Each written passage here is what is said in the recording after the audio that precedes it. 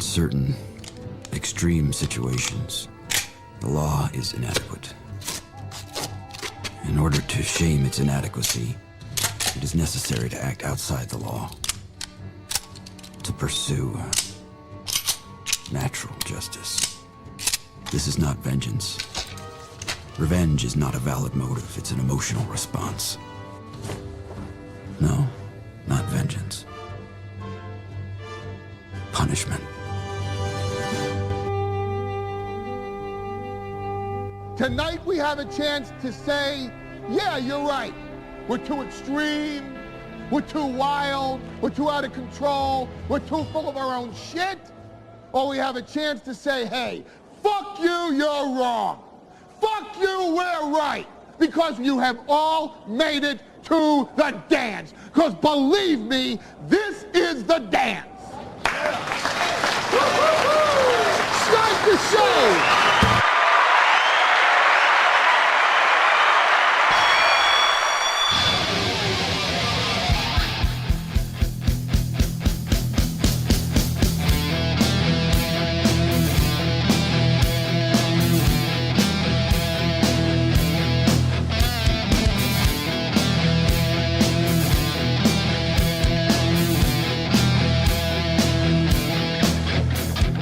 Hey everybody, good morning and welcome. It is the Steel Toe Morning Show. Year 11? Jesus Christ. Welcome to the program. I'm Aaron, that's Johnny. Hey, how you doing? Good morning. Hi everybody. They had me do a Rumble read like that on Friday. I got to bust out that old voice. I love that voice. I hate that person, but I love that voice. The schlocky radio job. Oh, God, it's so much fun to do. You ever just do it, like in life? Yeah. It's just so much fun to just, hi, everybody, how's it going? It's Monday morning, it's March 24th. We got spring has officially sprung, but you're not going to know it by those temperatures this week. Here in Minnesota, still in the 40s and 50s for the rest of the week. So put the golf clubs away, and I'm sorry to say, maybe grab the snowshoes one more time. I'm just kidding. It's so bad. But it's so, like, as I get older, the things that when I was a young man I saw as, like, schlocky, I now see as, like, enjoyable. You Endearing. know? I think you were trying too hard back then to be cool. And so you couldn't like schlocky things. Like, there's movies now where I go, that movie, that's an awesome movie. And people are just like, that's a stupid piece of shit. Like, that's what makes it awesome. That's why it's the best. That's why it's so good. Last night, I had found out, yesterday afternoon, after the members only show, I had found out that SP has never seen Caddyshack. What? Yeah, she's never seen Caddyshack. So I'm like, well, you are. That's something we shall have to remedy, isn't it? That's something we shall have to remedy, isn't it? So I show her Caddyshack, and I find the reason this happened is because I'm on Amazon Prime Video, and my algorithm, I've completely effed my algorithm. I mean, I have just totally screwed it up because I started watching a 3-part miniseries called The World Wars. I was like, oh my God, a documentary that is World War I in one episode, the in-between in another episode, and World War II in the third episode. Oh, my God. So I start watching that, and then now my Amazon suggestions are all documentaries. And then I watch, you're going to have to unmute yourself or you're going to not be heard the rest of the program. Oh, I just, And so then I have the next, so I start getting suggestions and recommendations. And one of them is a documentary on the Russian Revolution. And I don't know about you, but one of the most fascinating times in history for me is the Russian Revolution, the fall of the Romanov dynasty. And really? The rise of Leninism, communism, rascalism, nepotism. Is you is or is you ain't my constituency. So I start watching a Russian Revolution documentary. Now, I know at this point all of you are saying, but Aaron, stop. I'm jealous of your weekend. This is Like, after the kids go to bed and like when the kids are out playing with their friends and stuff, that's like, as a parent, that's your sacred me time. Yep. My sacred me time is spent either playing Bannerlord, watching documentaries, or playing a little Royal Match on my phone.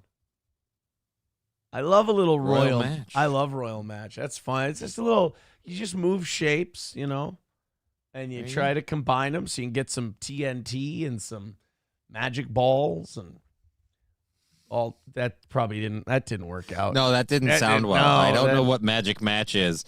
That sounds like a dating app. Royal Match. Look for your balls. Royal Match. So then I start getting all these documentary recommendations on Amazon, and one of them is Behind the Scenes, the Making of Caddyshack. And I'm like, how do I not watch this? And like everybody except Bill Murray and Chevy Chase and Ted Knight are in it. Like everybody, and Rodney Dangerfield. Everyone except all the big stars. Okay, so all the bit players who didn't have a role after this. Noonan was in it. D'Annunzio was in it. Lacey was in it. The girl who played the Irish chick is in it, who, by the way, not Irish. I don't know if you could tell from her awesome accent.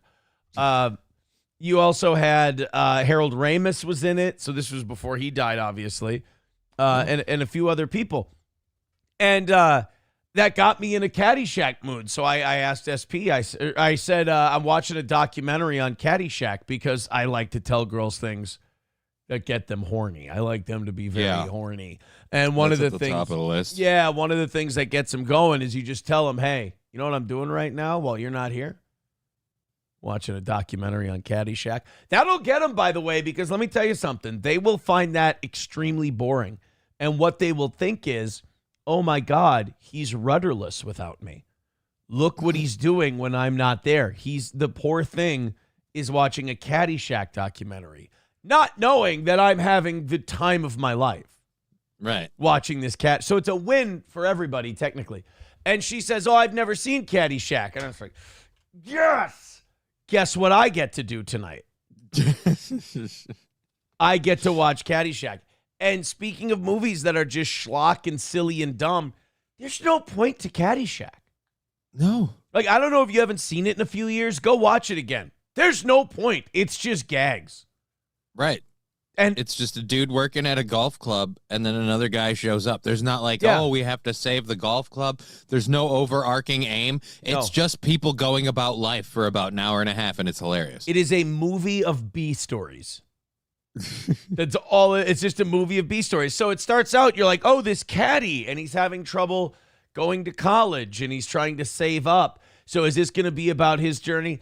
Yeah, kind of. But we also have this mentally retarded groundskeeper. And he has to kill a gopher, but he doesn't understand. He's a dumb guy. So then there's this judge, and he really hates this kind of playboy Zen golfer guy. But then he's got a niece, and she just likes dick. And then there's this caddy manager who has a gambling problem, and he's mean. And there's no point to it, and it's the greatest movie of all time. Like, it's because there's no point to it. It's not pushing a narrative. It doesn't have an objective. Hell, it doesn't even have a destination. Just bank out a couple of hours. Right. There you go. Two of my favorite movies in the 80s, because Caddyshack was made in 79, released in 80. And two of my favorite 1980s movies could not be more polar opposites. Two of my favorite 80s movies, I'll throw Ghostbusters out for right now, even though that's probably number one or two. Back to the Future and Caddyshack came out in the 80s. They're both classic, amazing movies, and both of them for different reasons. One of them had a point. The one is perhaps the most perfectly written movie of all time. There's no holes. There's no nothing. They probably handled time travel better than anyone else ever. The other one is retarded. It's maybe the dumbest movie of all time. So that's why I like it. Right. I have varying tastes. And Ghostbusters is another one that I put up there as one of the most perfect movies of all time. But then something like Caddyshack sneaks in there. And like, Happy Gilmore's a stupid movie, but Happy Gilmore has a plot. Caddyshack He's trying to save his grandma's house. Yeah, Caddyshack is one of it. You know what it is? They got some of the most rare generational talents, and they just said, I have to just let these guys go.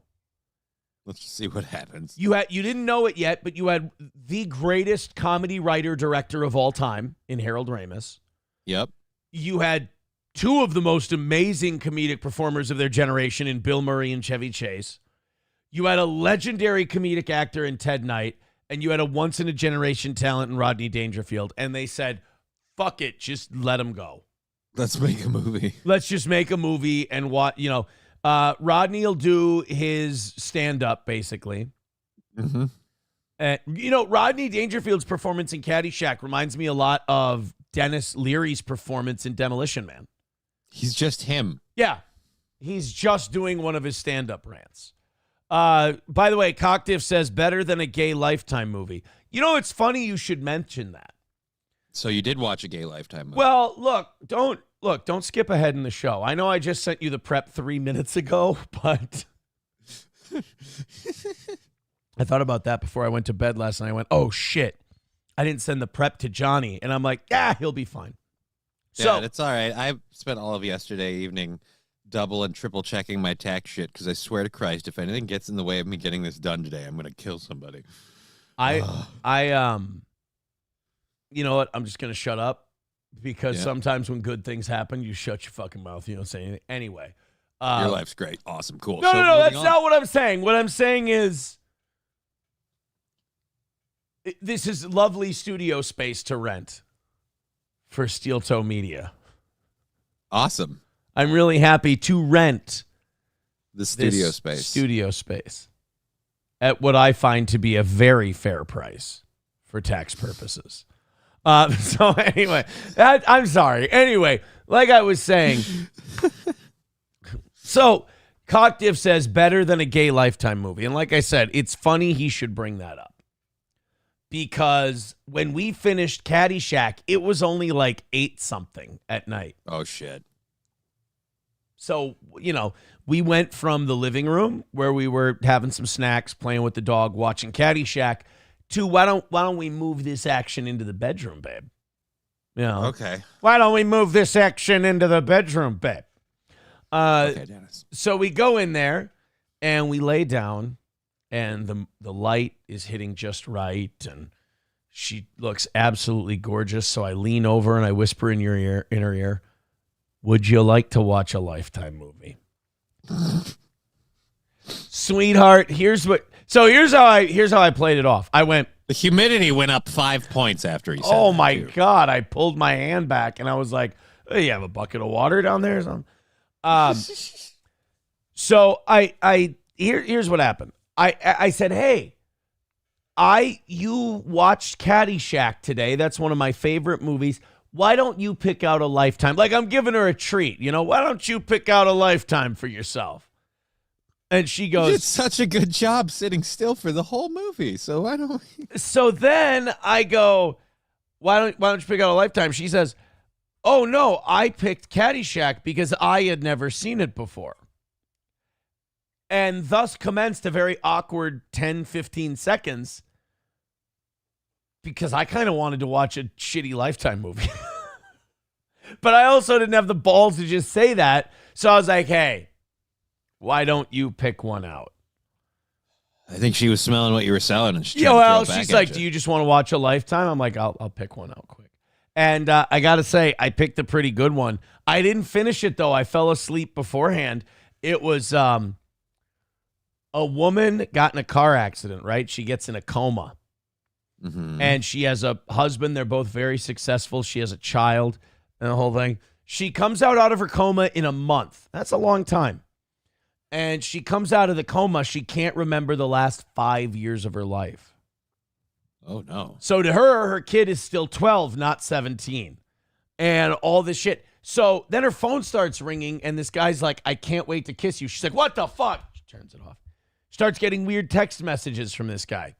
This guy starts showing up at her house and shit. Well, come to find out, when she had the car accident, she was having an affair with this guy. Oh, no. But she doesn't remember him. and she loves her husband now. And now this shit is weird. Come to find out later in the movie, she never had an affair with that guy in the first place. Her sister set the whole thing up to take advantage of her memory issue because she wanted to steal her husband away from her. Wow, man. And this is based off a true story? Not in the least. No, this is a Lifetime original, my man. Because I was gonna say, if it's based off a true story, those ladies are fucking nuts. What the heck? That's a lot to go through just to steal someone's husband. Did she ever try just fucking the guy? Well, I don't know. That could have happened while she was in a coma. Like I said, I fell asleep. But I will say this. My top 3 movie villains of all time, Heath Ledger, Joker, Darth Vader, and that lady's sister. I mean, it's pretty hardcore, man. You could just go. I found somebody to pretend to be your boyfriend so you'd cheat on your husband for him. No, she never cheated. Right. Yeah. But she wanted to get her to cheat so she could take the husband. Well, she wanted to convince her that she was having an affair before she went in. Okay. Before she had the injury. Yeah. That's what I understand what you're saying. Oh, okay. Well, it's a Lifetime movie. It's difficult to follow because it's a very deep plot. So I want to make sure you understood. All right, we got some thank yous to throw out there, and then we have a great show today. Johnny, you did get the prep sheets late, so I'll give you a little info. Foreman died, Snow White, students screw teacher and Scream Mask, Coca Cola gets welfare, and Harry Sisson wants to see girls' booty holes. That all makes sense. Yeah, that's a pretty good rundown of at least the first hour and a half or so of today's show. But before we get to anything, Ablo Pacheco with $25. Thank you very much, buddy. We want the gold, sucker. Hulk Hogan, we coming for you, nigga. He says Foreman versus Maher was one of the best fights in the 90s. R.I.P. George. Yeah, we'll get to George Foreman as well. In fact, we have a clip of the George Foreman-Michael Maher fight. If you don't know, George Foreman passed away at the age of 76. That one got me big time. Well, why did it get you? Love George Foreman. Well, yeah, but I mean, I didn't know him. The dude's had a full life. He's 76. And for a fighter, that's like 92. Right. Because he got punched a lot. I thought you were going to start doing this. The old days, you told me about, you'd have just taken a telephone book to him. Now I got to actually question people and go fucking buy the book. Right.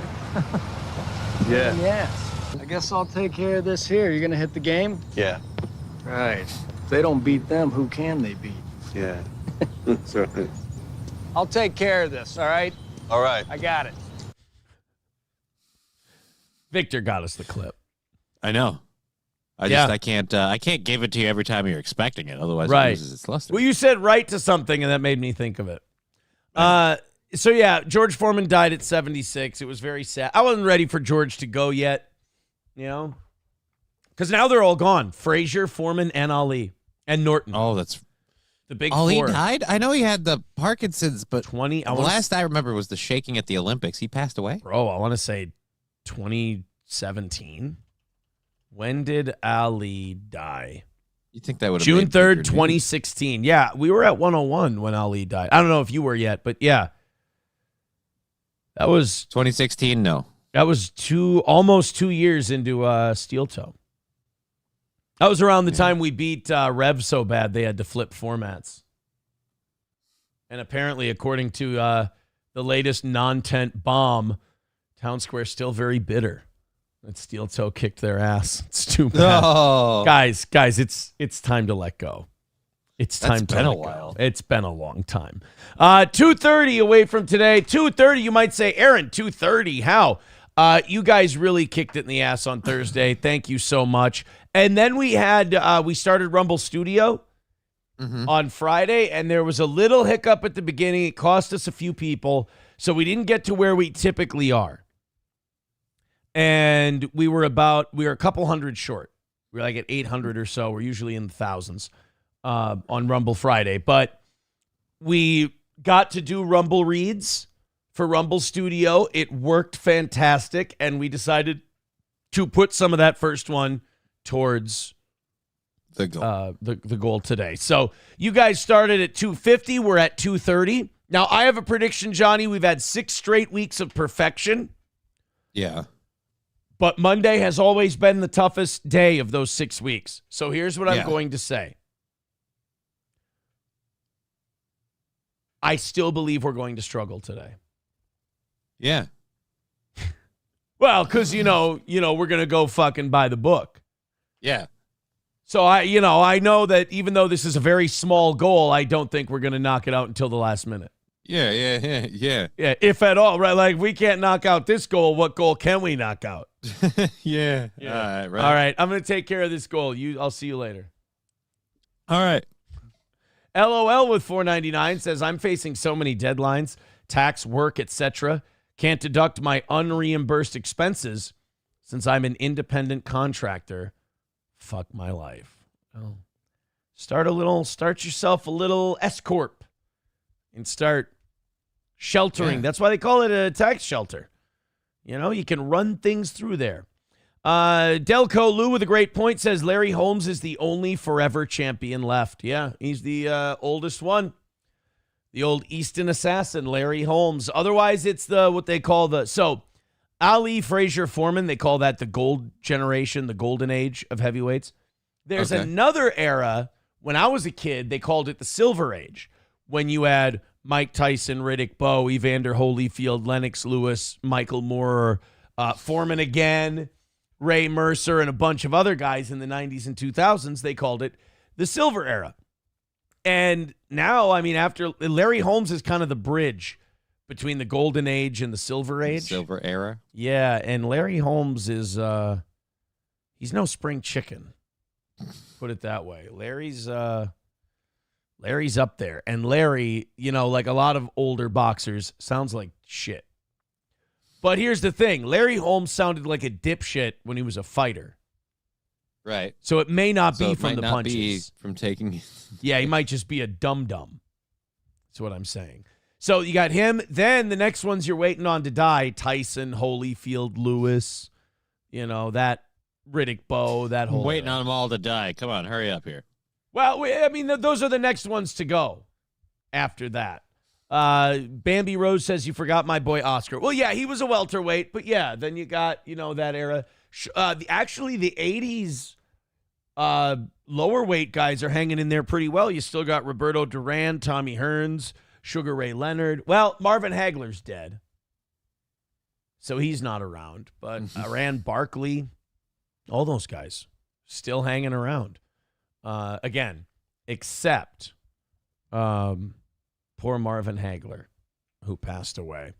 Veldrain says Tyson isn't dead, but his boxing career is. I told you guys about that Jake Paul fight. It was going to be kind of a setup, not really work. I warned you guys. He's 58. He's got nothing left.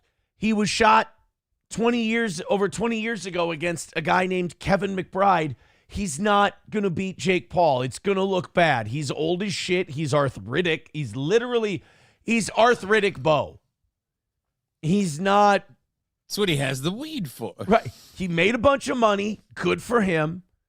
Put a little space between him and the bankruptcy judge. And Jake Paul got to put Mike Tyson's head on his mantle. So everybody wins. Dead Game says Roy Jones Jr., pound for pound, the best in his prime. Yeah, people ask me, they'll be like, favorite boxer ever. And Roy Jones Jr. isn't my favorite, but there's this thing where it's like, okay, who's the best you've ever seen, right? Because, if you ask me who the best baseball player of all time was, I'd probably say Willie Mays is the greatest baseball player. But the greatest baseball player I've ever watched, Ken Griffey Jr., hands down, nobody better than Griffey. Best running back of all time. Well, this one might actually be the best I've ever seen, is the greatest, Barry Sanders. Greatest running back of all time. You go to greatest boxer I've ever watched. A lot of people would think Floyd Mayweather. Roy Jones Jr. in his prime. Now, he hurt himself as he got older and he kept getting knocked out. But in his prime, I've never seen a more unstoppable boxer than Roy Jones Jr. He's unbelievable. It's just, the combination, speed, defense, power. I've got something for you so you can know, A little clip bit of Roy just kicking ass. Yeah. For me, Roy Jones Jr. is always going to be the Matrix. It was the funniest fucking thing the first time I saw him on screen, and I'm like, come on. Oh, that's right. Wasn't he in like the third one? He did not do the. He had he was in the third one, and he did not have, or no, not the third one, the second one. He's in the second one, and he did not have like a lot of lines or anything. He always had just like one line where like, shit, I'll do it. Just see what that food does to you.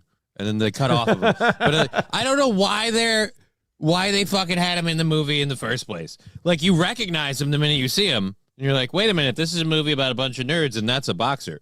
Like, I've seen the commercials. But then you see him in the movie, and you're just like, why did we put him in here? He's not in really any of the fight scenes. He's like one brief second with the martial arts fighting, and then we move on, and everything. Nothing. Yep. Why did we bother?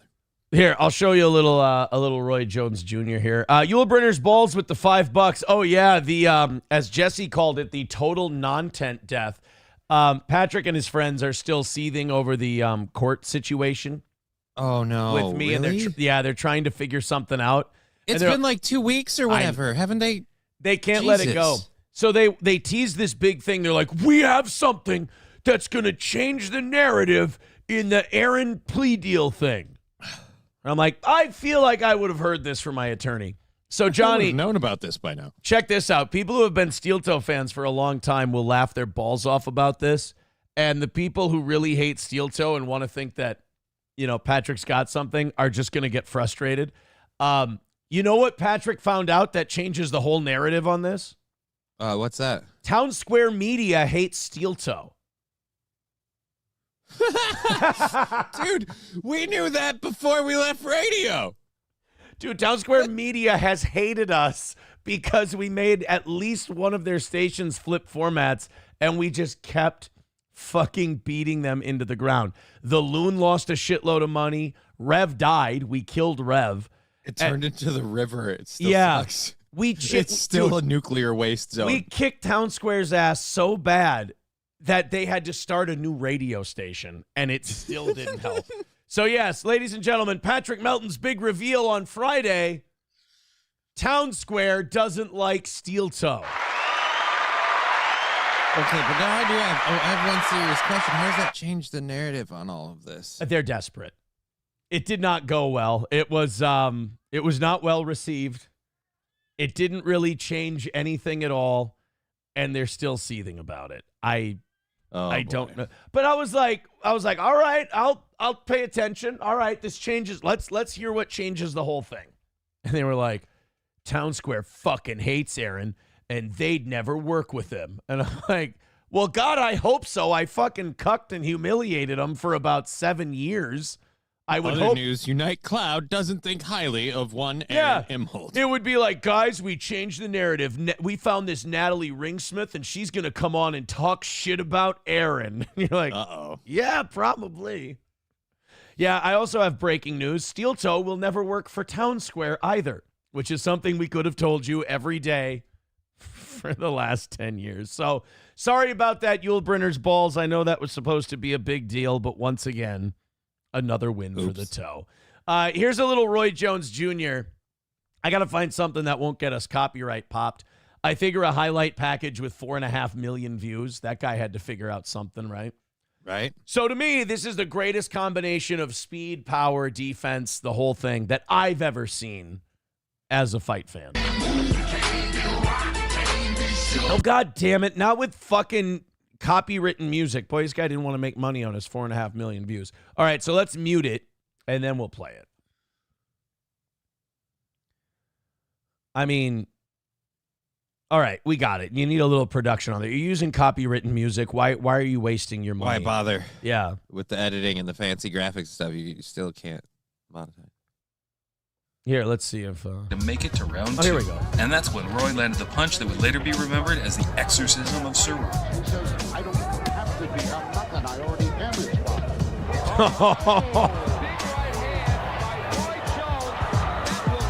First 46 bouts. Someone's O had to go. Oh, yeah, this is his fight against James Toney. And James Toney, by the way, one of the baddest men of his generation. James Toney's one of my favorite fighters ever. And Roy just sunned him. I mean, You're going to watch these highlights. You're going to be like, oh, my God, who was this James Toney? Only one of the pound-for-pound greatest fighters of his generation. There's a quick right hand by Jones, and it looked okay there. Couple of body shots by Jones. Not protecting his chin. He got it up there, though. Tony hasn't found many openings. And there was the quickness of Jones. His hands are so goddamn fast. It's silly. Unorthodox punches. God. Now, here's the question, though. Is the hand speed a training thing or just a born with skill? Yeah. I mean, there's things you can do to give yourself some split second some quickness in your hands. I mean, being smaller helps, but like, no, I mean, a lot of having fast hands you're kind of born with. Some of it's technique. You improve your technique, your hands will get faster. You can take something off your punches and your hands will get faster, but to be able to hit hard and that fast like he does, that's, a lot of that just God gave it to you. Started off better, throwing fast combinations and leaping left hooks in the opening rounds. And then, that's the other thing. Roy Jones Jr. used to lead with left hooks, which is something you don't do. But he was he always has an arm down.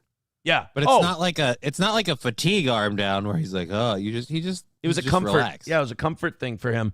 And he said that he learned his fighting style from gamecocks, from fighting chickens, fighting cocks. That he used to raise. Go in a pen with 5 at a time. He raised them, and he would copy their movements in the ring. Round 3, he scored the first. He raised fighting birds. Whereas most black people just, less privileged black fighters would copy moves they saw in the pit bull fighting rings. Right. That's what made Mike so great. Yeah. He went straight for that ear. Yeah. I mean, if he couldn't get it off of Holyfield, who could? Right. You know? Right.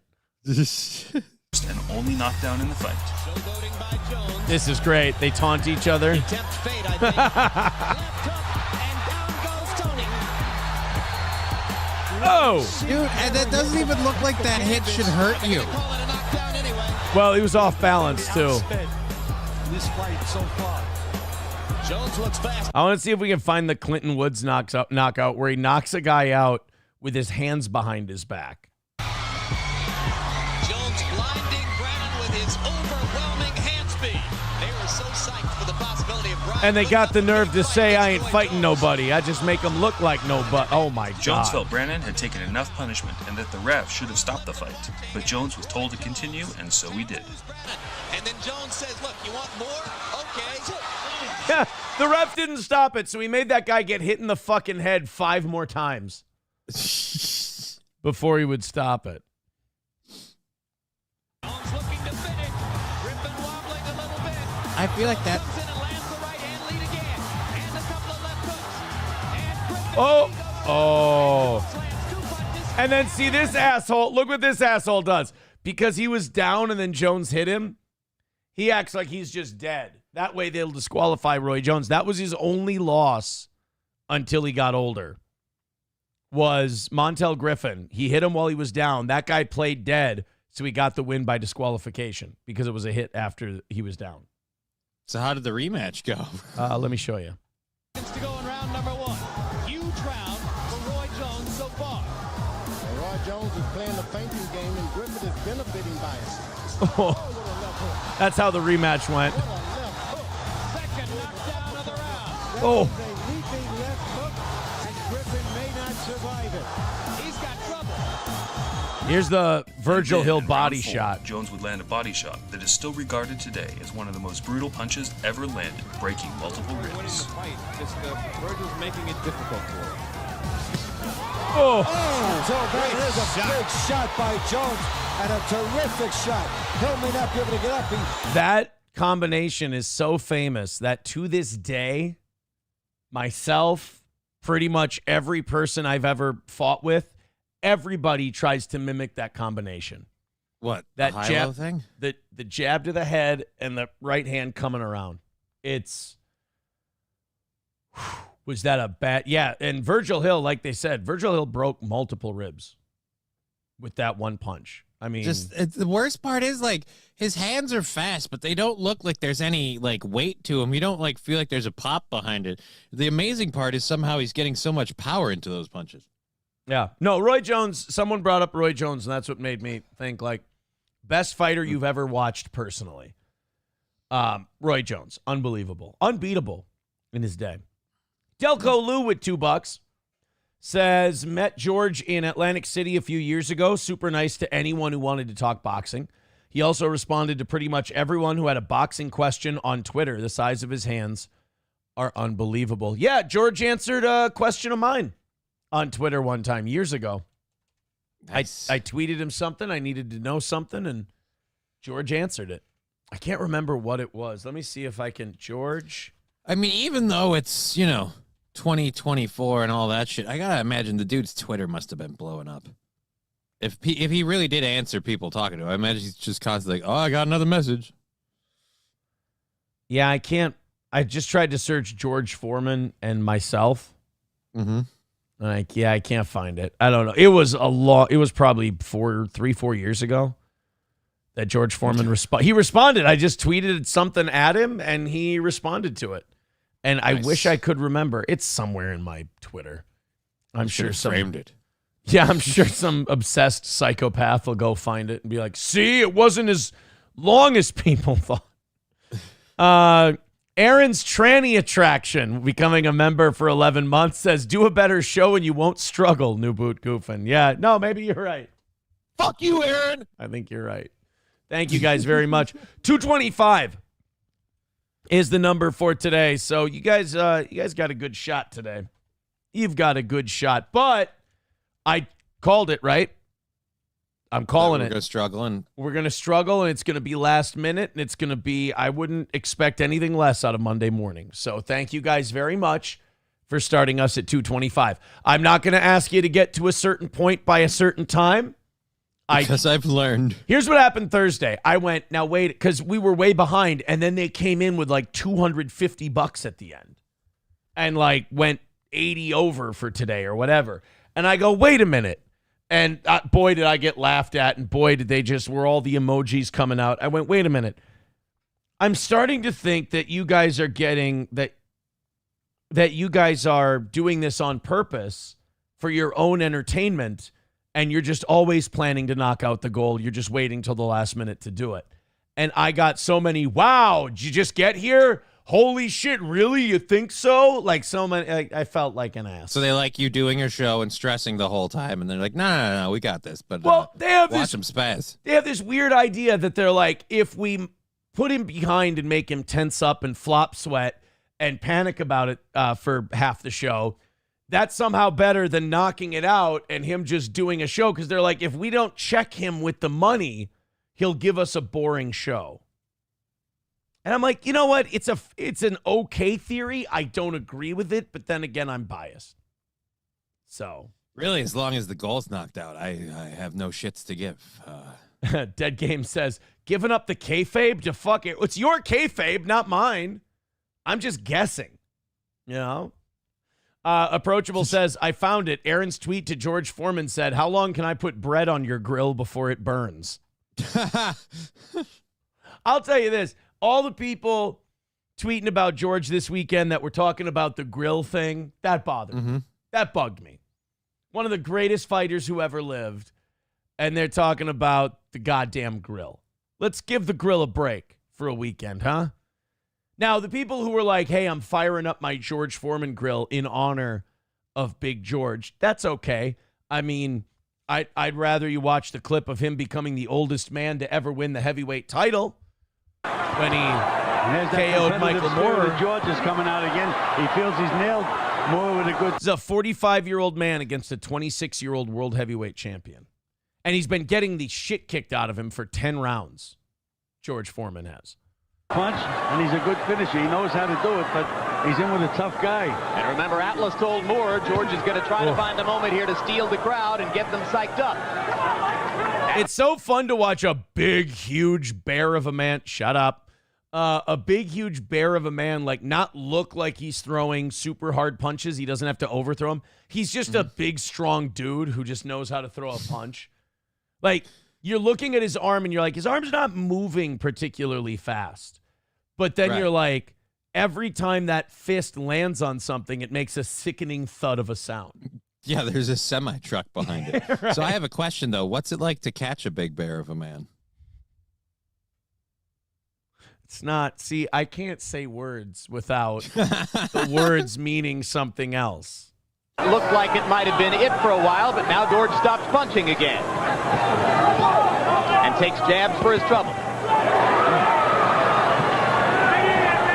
So, like, George's theory in this fight was, I'll let this guy,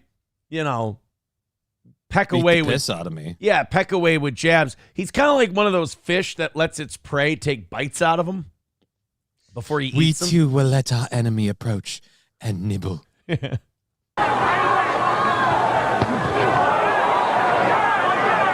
waiting in to set up a left hook and another left hook. And another left hook shot that missed. Oh, it's acting like that. Yeah, right. So tired, Those right hands are so much harder than they look. I have to give him all the credit in the world, but again, he's a 45-year-old man in a young man's game. But look at that competitive spirit coming out now. Straight right hand landing for Foreman. He's had a pretty good round here in number 10. Again, Atlas didn't count the Atlas. Here we go again with the Atlas. Michael Moore is down. Goes Moore on a right hand. And again, it's just, he's a big dude, and you're like, it doesn't look particularly hard.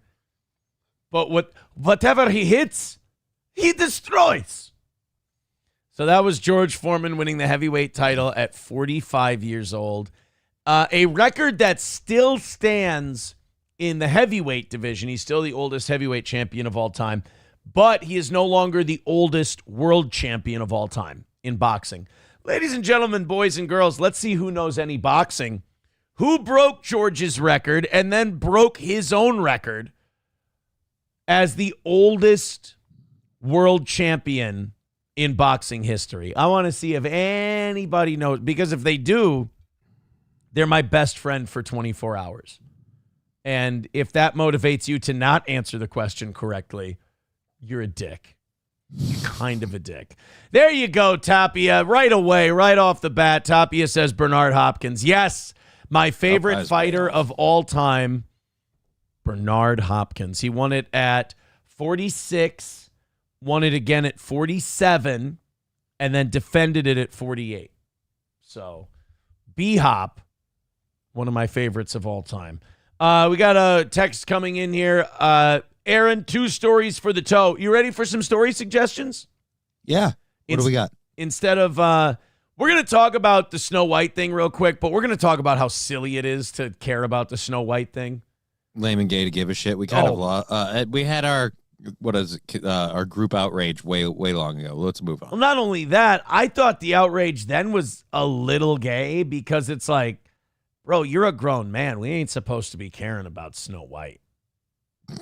Like, you got to let the Snow White thing go. Stop fucking with my Disney movies. This is my childhood. Like, God damn it. Yeah, I'm sorry. Snow White just wasn't one of my Disney movies. Like, if you're a guy and you're like in your 30s or 40s and you're like, yeah, I'm so glad fucking Snow White didn't do well. It's like, so you were a gay kid. Because this What if you were just of that opinion because you thought the 2 actresses that were vocal about it were cunts? You know what's amazing is that usually you'll get actresses who are cunts and they'll be the same kind of cunt, but these were 2 different cunts. Oh, yeah. Like, one of them probably would march in the street with a Palestinian flag with college protesters. She's such a commie liberal. The other one is like an IDF fighter in Gal Gadot. So it's like they're complete opposites and apparently hated each other during the movie. Doesn't surprise me. Which is not a bad thing because one's the evil queen and one's Snow White. So they had great chemistry on screen for people who want to kill each other. Well, that's like before they did scenes together in Star Wars. James Earl Jones, people don't know this. James Earl Jones would always make Mark Hamill call him the N-word so that they could really build up. Yeah, so they could really build up that hatred on screen. There was one scene where, oh God, what's the actor's name? The Emperor, McDermott. Is it Ian McDermott? He would always say, "And remember, Vader, this is the boy who called you a." And then he would just go into rage mode, and he would be able to be evil. He was able to tap into that. It was later found that James Earl Jones is actually a a really good professional actor, and he was just fucking with Mark Hamill. Right? Yeah. Especially during the one take where he's like, Luke, I am your Luke, I am your father, and I've only come here now once you're in your early 20s. Oh, you really are black, aren't you? Holy crap, that was really typecasting. After you've made a name for yourself and have become rich, Luke, and everybody in the galaxy knows who you are, I've come by to claim you. George Lucas is so under the wire racist. Right? I didn't know it until now. Darth Vader Holy crap. is the a black guy. He's a black father who only came around once his kid was a success, and he wanted to take all the credit and team up with him. We'll be like that Tiger Woods and his daddy. Yeah, he's like Roberto Boucher. In a weird way. Shittiest on-screen fathers. It's your daddy, Roberto. Luke, I am your father. It's like, oh, you come around now, huh? You know, my mom got fucking. Oh wait, no, that was I was gonna say that was Anakin's mom who got murdered by. Oh, George Lucas racist again. Who did his mom get murdered by? Anakin's mom. Anakin's mom was Palpatine. Sand people. Yeah. Sand people. Arabs. Dad comes. The Jawas based off of. Oh wait, never mind. Yeah, I said it and it just kind of clicked. Dad comes around in your 20s after you've made a name for yourself, wants to take all the credit and join you and run shit. Lando's so a Mexican stereotype, it's not even funny. Hey, mamacita, come for a ride with me. Remember when he put hydraulics on the Millennium Falcon? I don't remember that. Yeah, and spinners. No, I just... you remember. I don't remember that part. It was a fever dream. Delco Lou with $1 says, B-Hop saved all his fight money, lived in a reasonable priced Philly home, and is now set for life. Good for him. It's a sport that leaves most broke. Yeah, it's always nice when you find fighters who still have their first dime, or like athletes in general who like saved all their money. And you're like, because they realize that this is a limited time thing. Yeah. Or like an athlete or a fighter who fights for like 10 years, makes a decent amount of money, but he's like, you know what? I'm still kind of fucked. I'm going to become an insurance agent or something. And you find out later that they became a realtor and relatively successful. And you're like, oh, that's kind of nice. Because what are you going to do? I mean, if you're an athlete, you're usually retired in your 30s. Your body, it's kind of the same as being like a model. It's like, hey, your body is what's getting you from point A to point B, and making those checks ain't going to last, homie. Good right. All you can eat Negro says, but they all have CTE. I mean, a lot of them, yeah. I mean, if we're going to list the pros and cons, Jesus. 225 away from today. I have an idea. Streamlabs, PayPal, Venmo, Super Chats, Rumble Rants. Thank you for the generosity. All right, so you ready for the two stories this guy texted into us today? Yeah, what's late and breaking? Tiger Woods officially dating Vanessa Trump. Okay. Don Jr.'s ex-wife probably getting a cabinet position. Wait a minute. What's her name? Not Mary Catherine Ham. He married the other cute conservative chick from the early 2000s. God damn it. Help me out here. Don Jr.'s ex-wife, the brunette with big tits. Not Mary. I keep thinking Mary Catherine Ham, but she's the one with the goofy teeth. Kimberly. The Pink Ranger. Fuck. Kimberly Guilfoyle. Really? The Pink Ranger? No, that's Amy Jo Johnson. The homecoming queen. Don Jr.'s ex was blonde. Wait, who am I thinking of? No, Don Jr. married Kimberly Guilfoyle. Stupid. Kimberly Guilfoyle. Learn how to spell. Kimberly Guilfoyle Trump. Is she really getting a cabinet? I don't see anything about her getting a cabinet position. How Don Jr.'s ex, Kimberly Guilfoyle, helped Gavin Newsom's bombshell MAGA moment. Oh, she better fucking not. That's not what I'm not reading anything about her getting a cabinet spot. Nope, I'm not reading it. All right, well, let's see if he hits with his second story. Two boys tried to burn Shoreview, Minnesota down. What? They better not. Dead Game says he's still with Guilfoyle. No, he's not. Kimberly, they're done.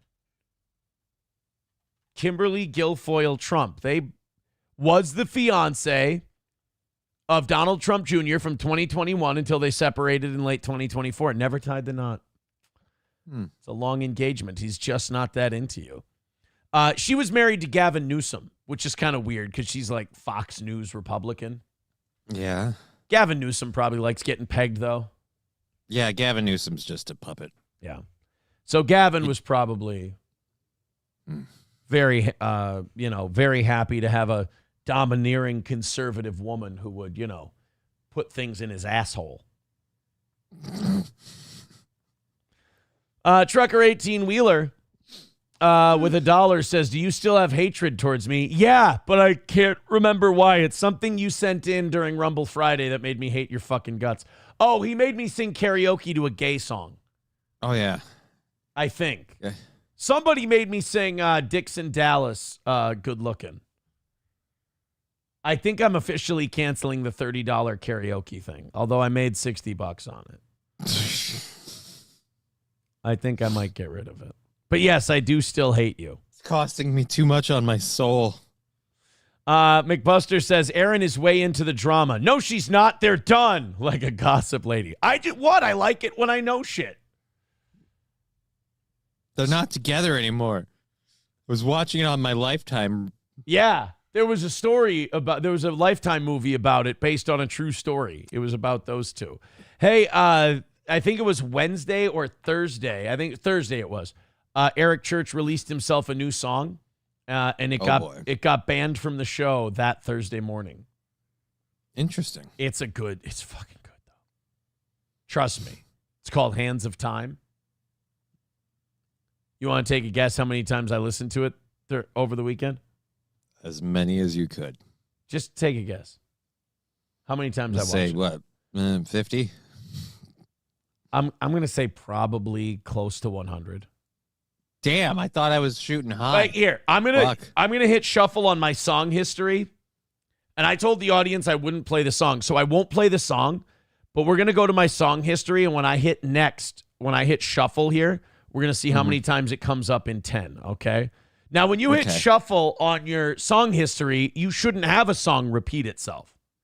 Shouldn't, or at least not right away. So I have 160 songs in my song history right now. Okay. Let's see how many of them are Hands of Time. The first one that comes up, no. Okay, Beers on Me by Dierks Bentley and Hardy came up twice in a row. That's probably not good. Let's see what the next one is. All right, so here it is. Here's Hands of Time by Eric Church. All right, so there it is. We're going to see how many times it takes to hear that sound again. This one.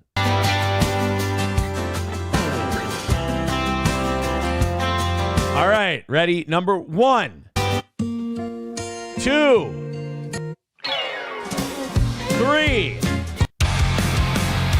4, 5. My daughter likes the Judds. 6. Oh, there's Nosedive again. She does. Sure she does. 7, 8. Doesn't seem like a liar here. 9. Wow, there's a lot of songs doubling up, but not Hands of Time. 10. Yeah, this one's really. Wow, you know what? Maybe I haven't listened to it that much. Oh, here, 12. There we go. All right, let's see. Okay, hang with me a little bit. Let's see if we can hear it again in the next 10. Okay. Oh, wait. All right, so I didn't get 2 and 10, but I got 3 and 15. All right, let's see how many it goes after from that one. 1. Oh, what a wonderful song. What movie does that song remind you of? I'm having trouble hearing it with the Zoom thing, so. Oh, does my Bluetooth pod not come in very well? Apparently not. Oh, shit. All right, here's 2, 3. Yeah. My kids love the Carmen Sandiego theme song. So we play that one. You know what? I'm not going to shit on anybody for that. I love the fucking Carmen Sandiego theme right? song.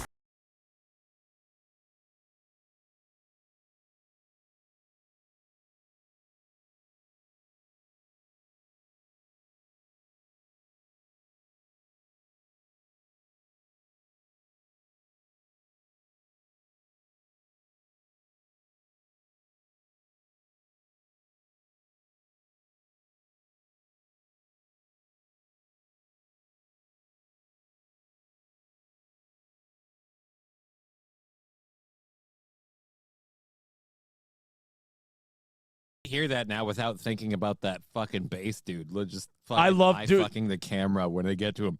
That guy's my absolute favorite. Hold on a minute. You know what other song my kids are starting to like, and I'm starting to think they're maybe psychotic for it? What's that? This song by Hardy. It's called Jim Bob. Have you ever heard it? No. It's a bit dark for a bunch of kids to be enjoying, and I have to hit mute on the speakers every once in a while because there's some naughty words, but they love this song. It's a song about like a war veteran who's just given up and he just drinks and takes pills and smokes all day and doesn't give a fuck.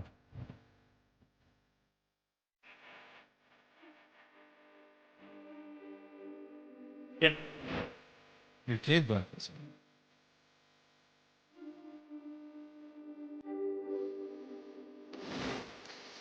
They love this song.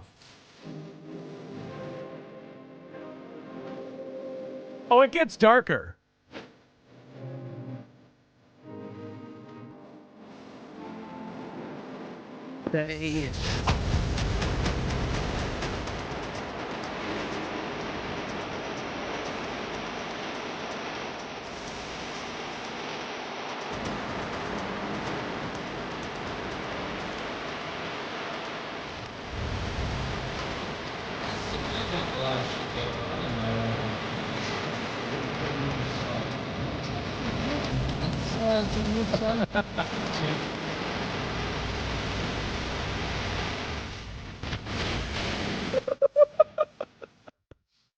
That's one of their favorite songs I have. It comes on and I go, guys, we got to skip this one because like I'm driving and I've got to hit like stop, like mute on the thing while I'm driving because I don't want them hearing the naughty words. But then again, it's a song about a guy who's fucking popping Percocet and drinking. Yeah, how do the words help? Yeah. Or hurt? It's kind of catchy though. No, it's a great tune. I think I might enjoy the song. Jim Bob drinks his coffee with a Pall Mall and a Keystone. Sits out on the front porch with his flea-infested dogs. And then my favorite line, caught a little shrapnel from some boom boom in his knee bone. Pops a half a Percocet to keep the hurting off. Oh, man. King Kong Dong with $1 says it makes sense why Aaron will never have a DJ job. Well, I was never a music guy. I've never once, from my first job in Litchfield, I've never been a music man. Never been a music man, ever. Dill Pickle becoming a member for 5 months says, I believe in Toe Hendry. Toe Hendry believes in you. That's what I say. Okay, so let's check out this Shoreview story, see if it goes anywhere. You guys are someone tried to burn down Shoreview? Shoreview fire. 2 children playing with holy shit, they aren't. Wow. Wait, it was 2 kids playing with matches that might have burned down Shoreview? Away from spring burning restrictions going into effect here in Minnesota, and it comes as firefighters. They want us to disable our ad blocker on Care 11. Of course. We'd hate to stop you mega media conglomerates from making your ad revenue. I don't want to be an asshole, for God's sake. So now what you do instead is you wait for it to load for like 13 hours while they play an ad that they've embedded into the video. Oh, and I'm so glad that they decided to play this one. All right, here we go. I just love when you turn. 12 hours away from spring burning restrictions going into effect here in Minnesota, and it comes as hey, they're only 12 hours away from spring burning restrictions. I got bad news. About 20 hours too late. Oops. Oopsie daisy. Firefighters in Shoreview today worked to put out hotspots from a large fire at a park. Authorities say that it burned nearly 3. Oh, ready? I'm going to try and guess the park. Okay. This is fun. So if you don't know, I'm from Shoreview, Minnesota. I was born and raised in Shoreview. Not Shamrock. I would have heard about it. My parents would have told me because I grew up very close to Shamrock Park. I'm going to say Lake Johanna Fire Department responded, so it had to be. I'm going to say Turtle Lake Park. Turtle Lake. I'm going with Turtle Lake Park. 3 dozen acres in an area that is surrounded by homes. Joe McCoy has the latest tonight. Oh, it could be Shamrock. Oh, shit. Right where we're standing, exactly a week ago, I was for a walk. That same walk today for Bobby Young. It's lovely. Looks quite a bit different. Oh. Look what. There's a beer can.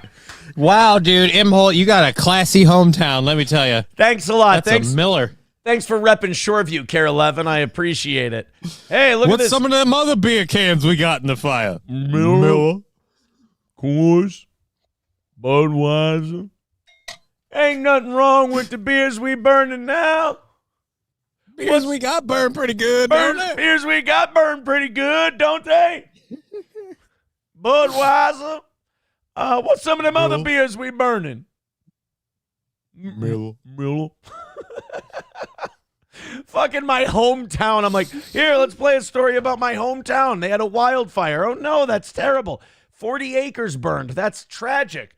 Here's the fire was wild. The kegger beforehand, even crazier. Here's the, you know how hard it is to start a 40-acre wildfire right now in Minnesota? Everything is soaked.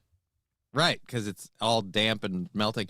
Although, there are quite a few places where there's enough dry brush. If you get something going, I guess. Well, if you load the grass up with booze, I suppose.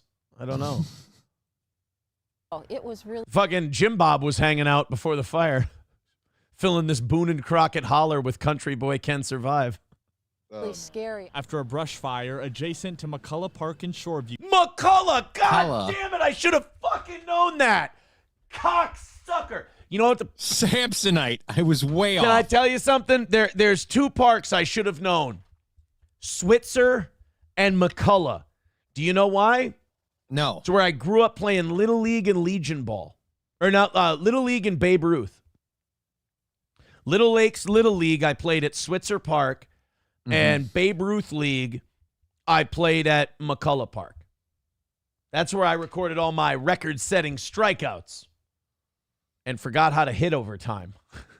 I used to fucking kill the ball, and then I became obsessed with pitching, and I'm like, they DH you. Who gives a shit? By the time it was my freshman year of high school, I hit like 400-something. And then I moved up to the JV team sophomore year, and I think I hit like 250. Like, it wasn't tragic, but it wasn't great. Junior year, I believe I hit like 150, which is really fucking terrible. And I was just playing. I was pitching, and when I wasn't pitching, I was playing first base. I think I was the only first baseman I've ever, on any team I've ever had, where I got DH'd for as a first baseman. What's DH? Designated hitter. You get one spot where you get to put in a different hitter for a fielder, and usually your first baseman is like a clubbing power hitter. Right. And at one point I was, but then I just got so obsessed with pitching that I was like, batting practices for Moe's. Saturday night burned upwards of 40 acres. Oh, shit. The whole neighborhood is surrounded by this whole area, by the grass and the trees. By the way, that lady she's a toned down version, but she is the Midwest. She is the Midwest. You stick a camera in her face and she says, oh, yeah, gosh, there was a fire and oh, boy, it was burning. And I went for a walk and it was so nice, and look at it now. yeah. Look at that beer can right there. Well, will one of you fucking pick it up? I'm sure it's cooled down by now. The Lake Johanna Fire Department says this was caused by 2 teens playing with matches. They wouldn't release any additional information on the investigation at this time. Like, again, I'm kind of impressed because, we're used to seeing the wildfires in LA, so this ain't shit. Right. This just looks like a campsite. Right.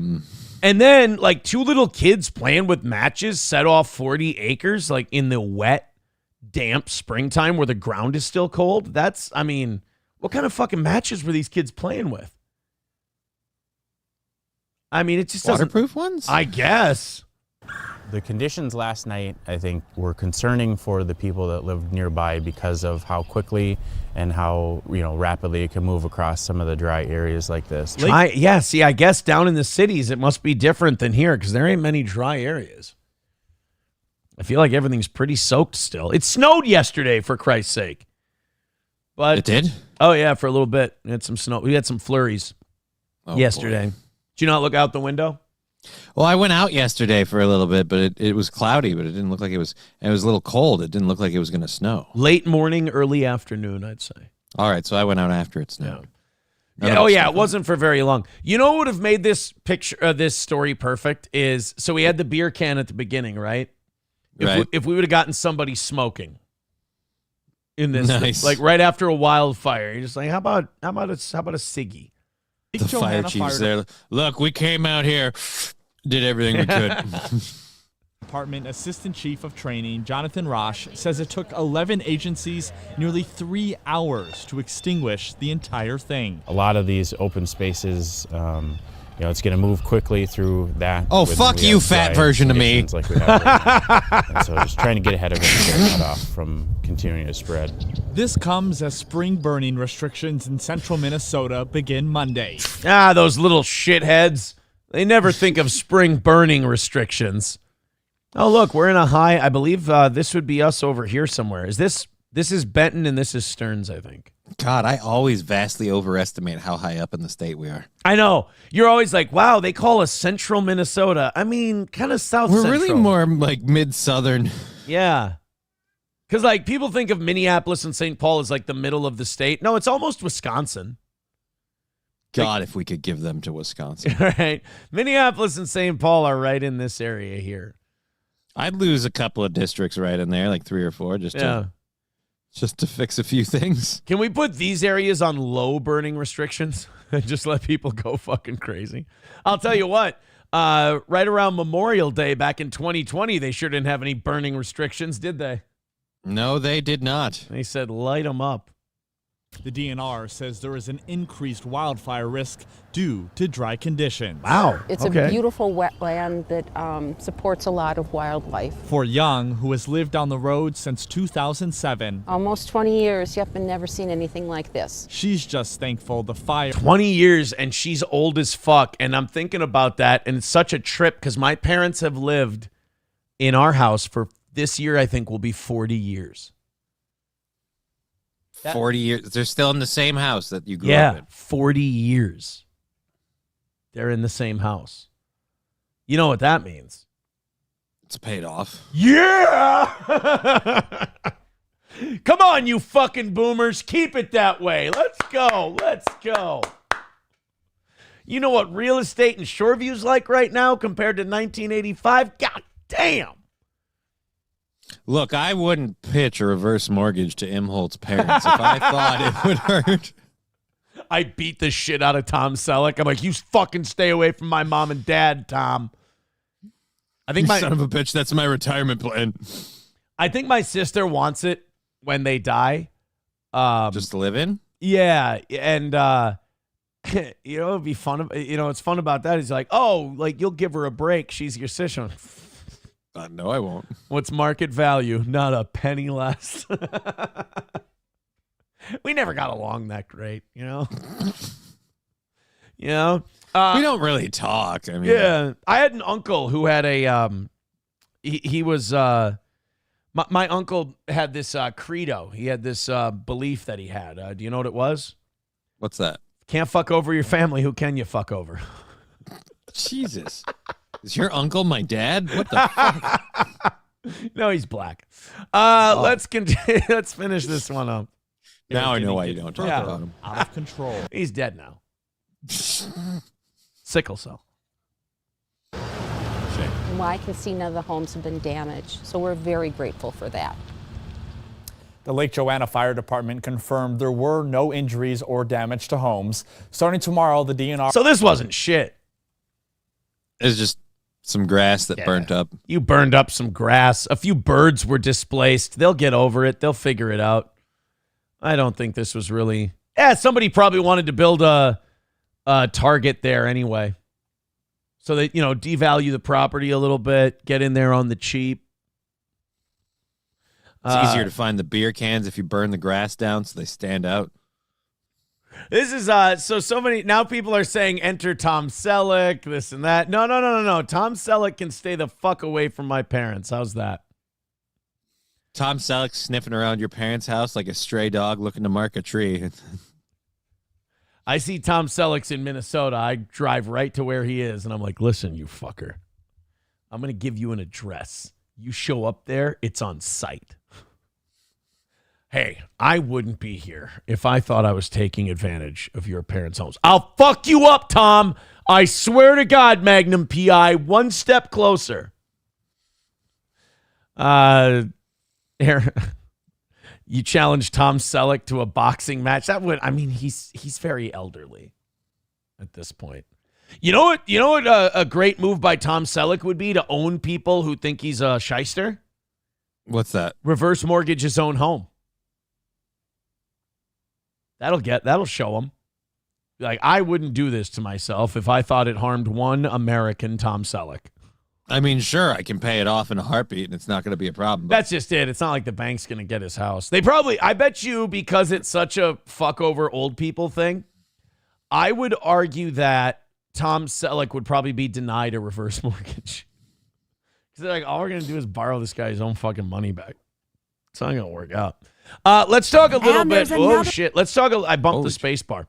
Let's talk a little bit about the Snow White movie, since we're here and all that. The Snow White people in it movie. So, first of all, did you see the clip that people kept tweeting and sharing around of the end of the movie where there's all the snow? People are like, can't believe this shit is in a Snow White movie. And like, I'm sorry, I've been watching it, like, as people post it, and I'm still like, I don't understand what the fucking problem is. Like, a lot of this Snow White shit, I don't get it. A lot of it, I think, is just holdover from the fact that when they were like, we're remaking it, and they did all this shit, and they did the we aren't going to use little people for dwarves, now they're the 8 magical creatures, and it looked like some sort of weird pride parade. A lot of people lost their fucking minds and just decided to hate it, and I think they've just been still on the hate train because the actresses in it are kind of dicks. Here's what I don't get. It's just a shitty movie. Right, don't watch it. Yeah, I mean, there's going to be more shitty movies. I've had my boycott planned since way before they started reshooting it and everything. I was like, I know, I'm not going to give a fuck about it. And that's held in pretty well. Ready? I have a standing boycott of pretty much every Snow White movie they're ever going to make, including the animated one they've already made. Why? Don't give a fuck about Snow White. Yeah, it's gay to like Snow White. It's weird. It's demoralizing to watch all these guys make videos and shit where they're like, yeah, we own the libs by not supporting a Snow White movie and blah, blah. It's like, Aaron, it's not demoralizing. It's quality entertainment to watch those bastards. Like, I don't know what you're doing. I'm cruising the internet. I'm like, your life's worse than mine. It's Schadenfreude at its best. Don't ruin this for me. But it's one of those things where you're like, this is where we're at, huh? Because like, we look at the left and we're like, what a bunch of pussy crybabies. And then you see this Snow White come out and you're like, oh, that's right. There's no difference between conservatives and liberals. It's just who has it's more. Just what they hate. Yeah, who has more opportunities to bitch and complain and whine? And they're both going to make you cringe just as hard over different stuff. This is the clip people are showing, and they're like, that fucking bullshit doesn't belong in a Snow White movie. And it's like the celebration at the end of the film. This is,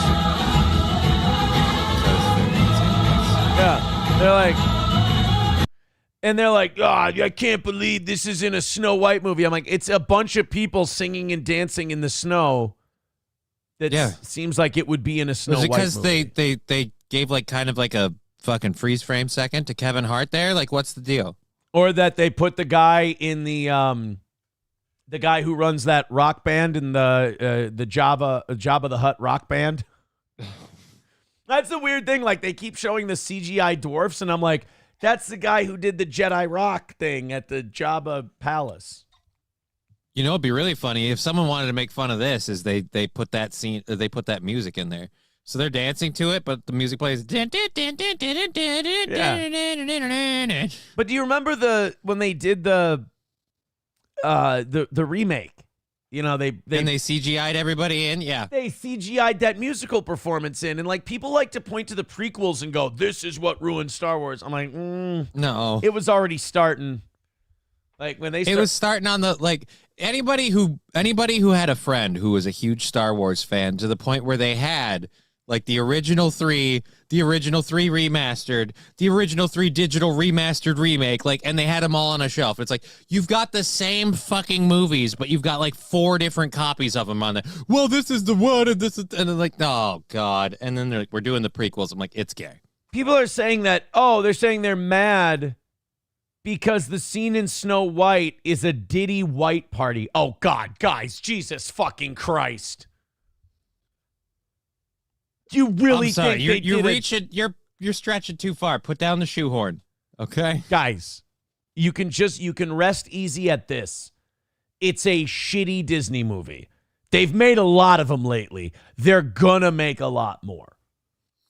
I'll give you an idea why they might have doubled down on all the white clothing, because they had the people of color and they realized they already had pissed off a lot of people on that move. And they're like, I know, put white stuff in it. That'll make it fair. If we don't do this last scene really white, the contrast on this film is going to be out of control.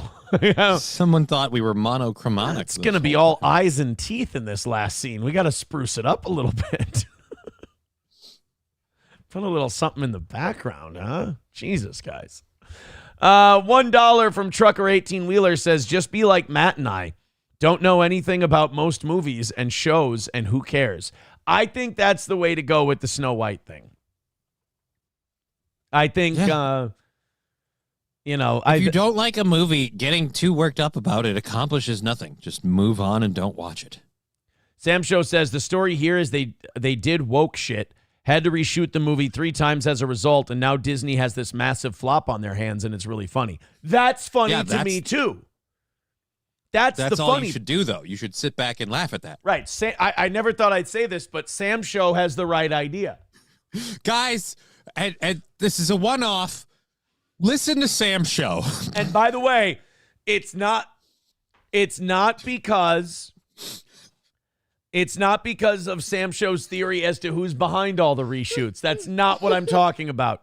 It's just the very on its face basis of Sam Show saying that it's funny that they lost all this money. I agree. It's very funny that they lost all this money. Mm-hmm. It's hilarious. But that's it. Nothing after that. I like watching the woke actresses who were posting about how this and tweeting about this movie's so great because it's about woman power and we don't need a man and we're not making a damsel in distress and blah. And they pretty much smeared shit publicly all over the movie they're in by going, we're going to make it better than the old one because the old one's such a piece of shit. And then all of us as a collective society went, well, this looks like a steaming pile of garbage. Well, and that's just it. It's kind of like the new Star Wars sequels. Like, it all comes down to, did you need to do, there was no reason to do this.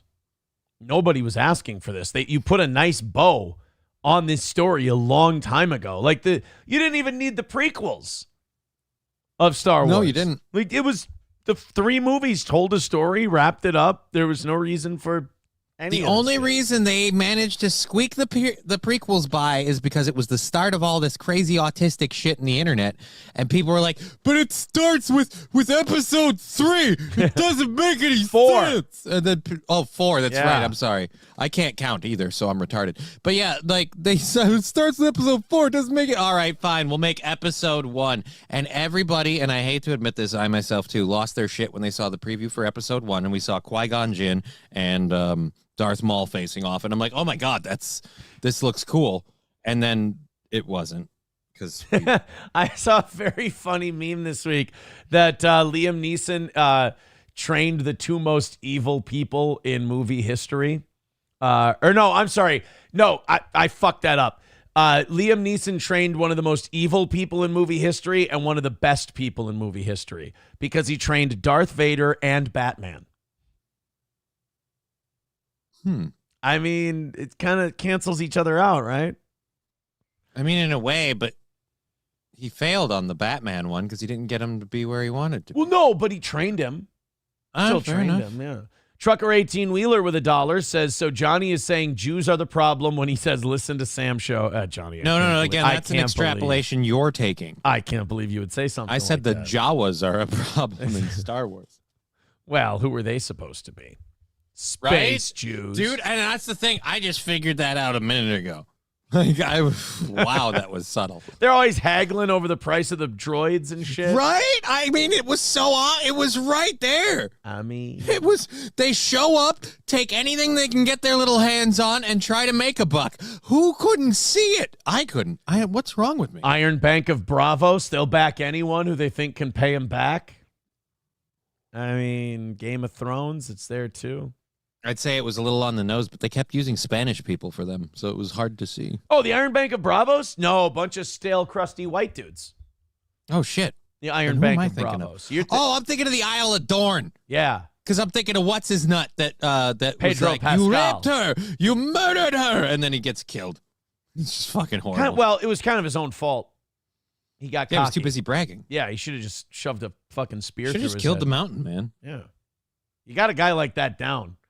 You got to finish Keep on. him down. You get a big man like that down. You got to finish on his face. Jesus, man, you have to know what you're saying when you say spear and you jam it right into his head. That's what. I mean. Your spear. It's in your hand. Yeah, cocked, locked, and ready to unload. And at this point, right on his face, and it just you need a good firm grip. One hand or two. No, just a good thrust. Yeah, right onto his face, and one good shot, and it's all over. It's all over, man.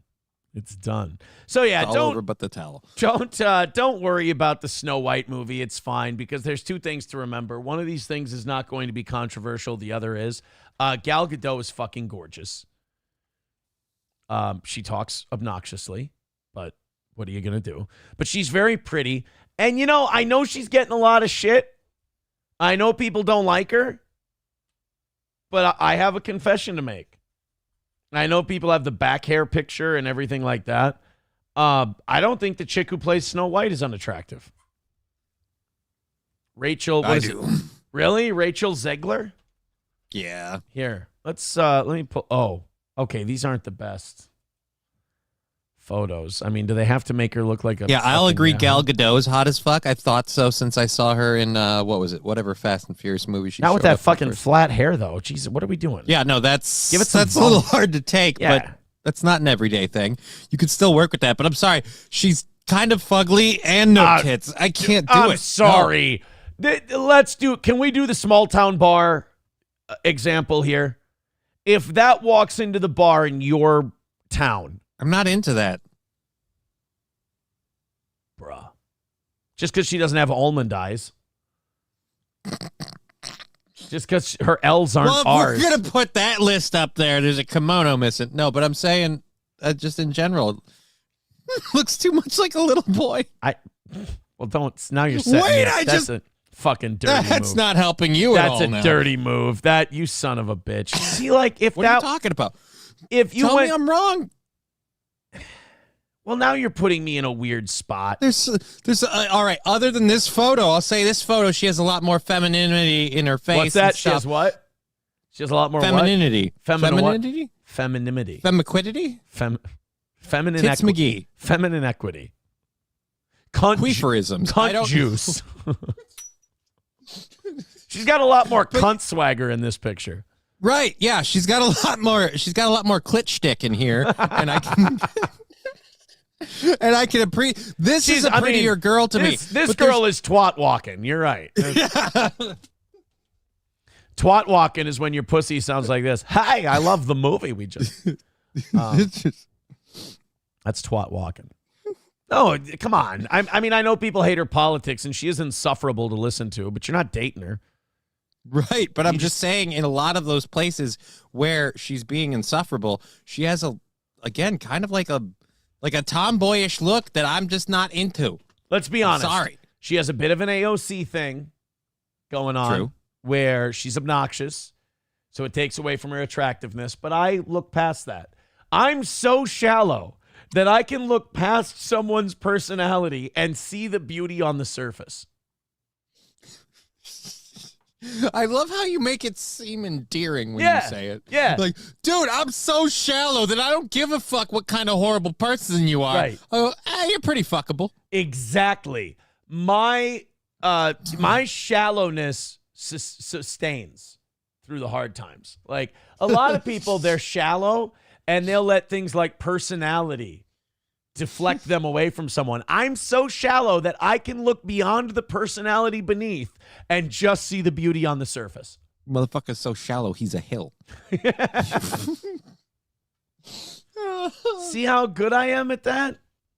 Yeah, I guess, I don't know. I can't disagree with you necessarily because I have seen her open her mouth and talk, and I don't care for her personality that I've seen.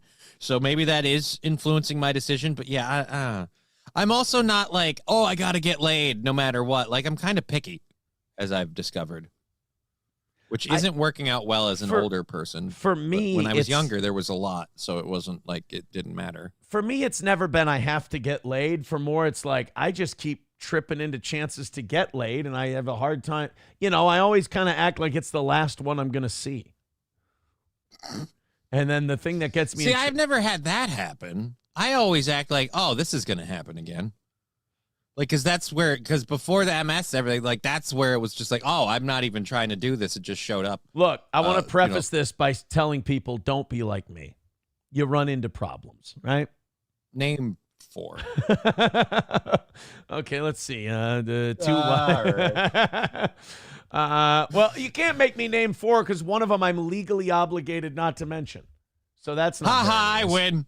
Trucker 18-wheeler with $1 says, let's move on or I'll send more Bob Nelson. That's what he did. That's what it was. Trucker 18, he bragged to me about it, too. He sent the fucking Bob Nelson football team bit. And, yeah. That's because he came on my show, I think, on Friday and bragged that he had pissed you off with a clip, and he's like, I pissed him off with a clip. I'm like, it was the Bob Nelson. Well, you go watch the Bob Nelson football player clip today and try not to get pissed off. You don't. Power Windows with $1 says you have bigger tits than her, bro. No, I'm not counting. Do. That's why I don't like her. Professor Tie-Dye with $1 says Johnny admitting he's retarded and Aaron embracing his gay self shows nature is healing, though both of you showing self-awareness. I do that. I can't help it. I know what I am. I know who I am. That's what gives me the edge over all these other weirdos. Wait a minute. I've known I was retarded for a while. This isn't... That's just it. You've known. You've known for a minute. I've all had right. paperwork for like a decade. Thank you guys very much for your generosity. 2:20 away from today. Thank you very much for your contributions. Streamlabs, PayPal, Venmo, Super Chats, Rumble Rants. We started off with a very short goal today, and we haven't really talked goal at all today, and I'm assuming that you guys will take care of that for us. I'm just kidding. I'm going to have a fucking panic attack again, but I'm going to try and put that panic attack off until about 9:15, and nice. We'll have a nice show until then. Today is a very good show. You will enjoy it, and you have enjoyed it because so far it's been a goddamn laugh riot. You know, we're a lot looser when there's no goal worries, and it's a lot more like the old radio show. It's a little something to think about.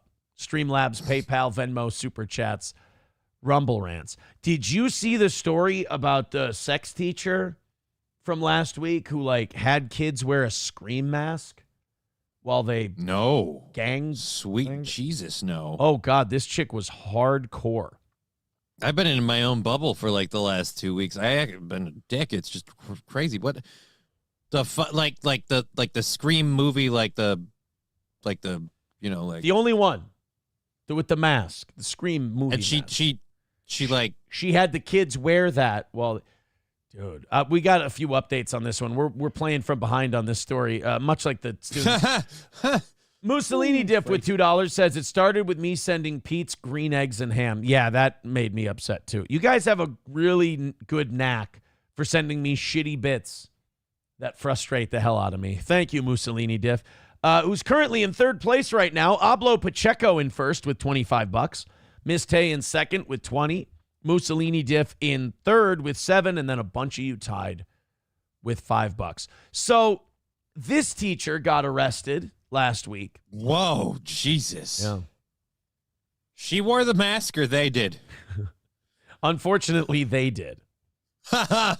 Oh, boy. A teacher from Indiana is facing a series of child sex abuse charges, and she allegedly had a very specific sexual scenario. She asked the children to act out using replicas of the killer's masks from the Scream movie franchise.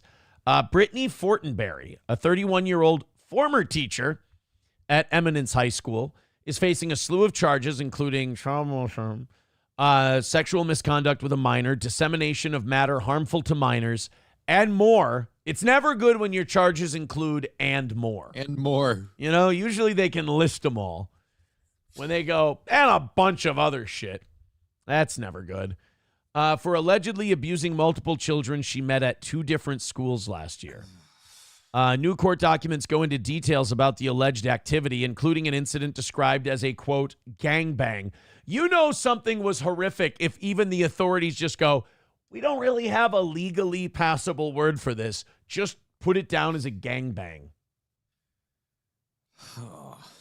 A 13-year-old whose name has been redacted in the document. Give her the chair. Jesus Christ. She was married, by the way. That's the most surprising thing you have said so far. Well, duh. Wouldn't you know, he's filed for divorce. Oh, yeah, dude, there's no way you stay with it. If he hadn't filed for divorce, it'd be like, all right, someone check his fucking computer. Jesus. Because right, you don't stick by this lady even if gravity's pulling you in, which looks like you probably did. But, yeah, that's, quote, gangbang is kind of one where it's like, I'm sorry, where do I sign to make me not tied to this person anymore?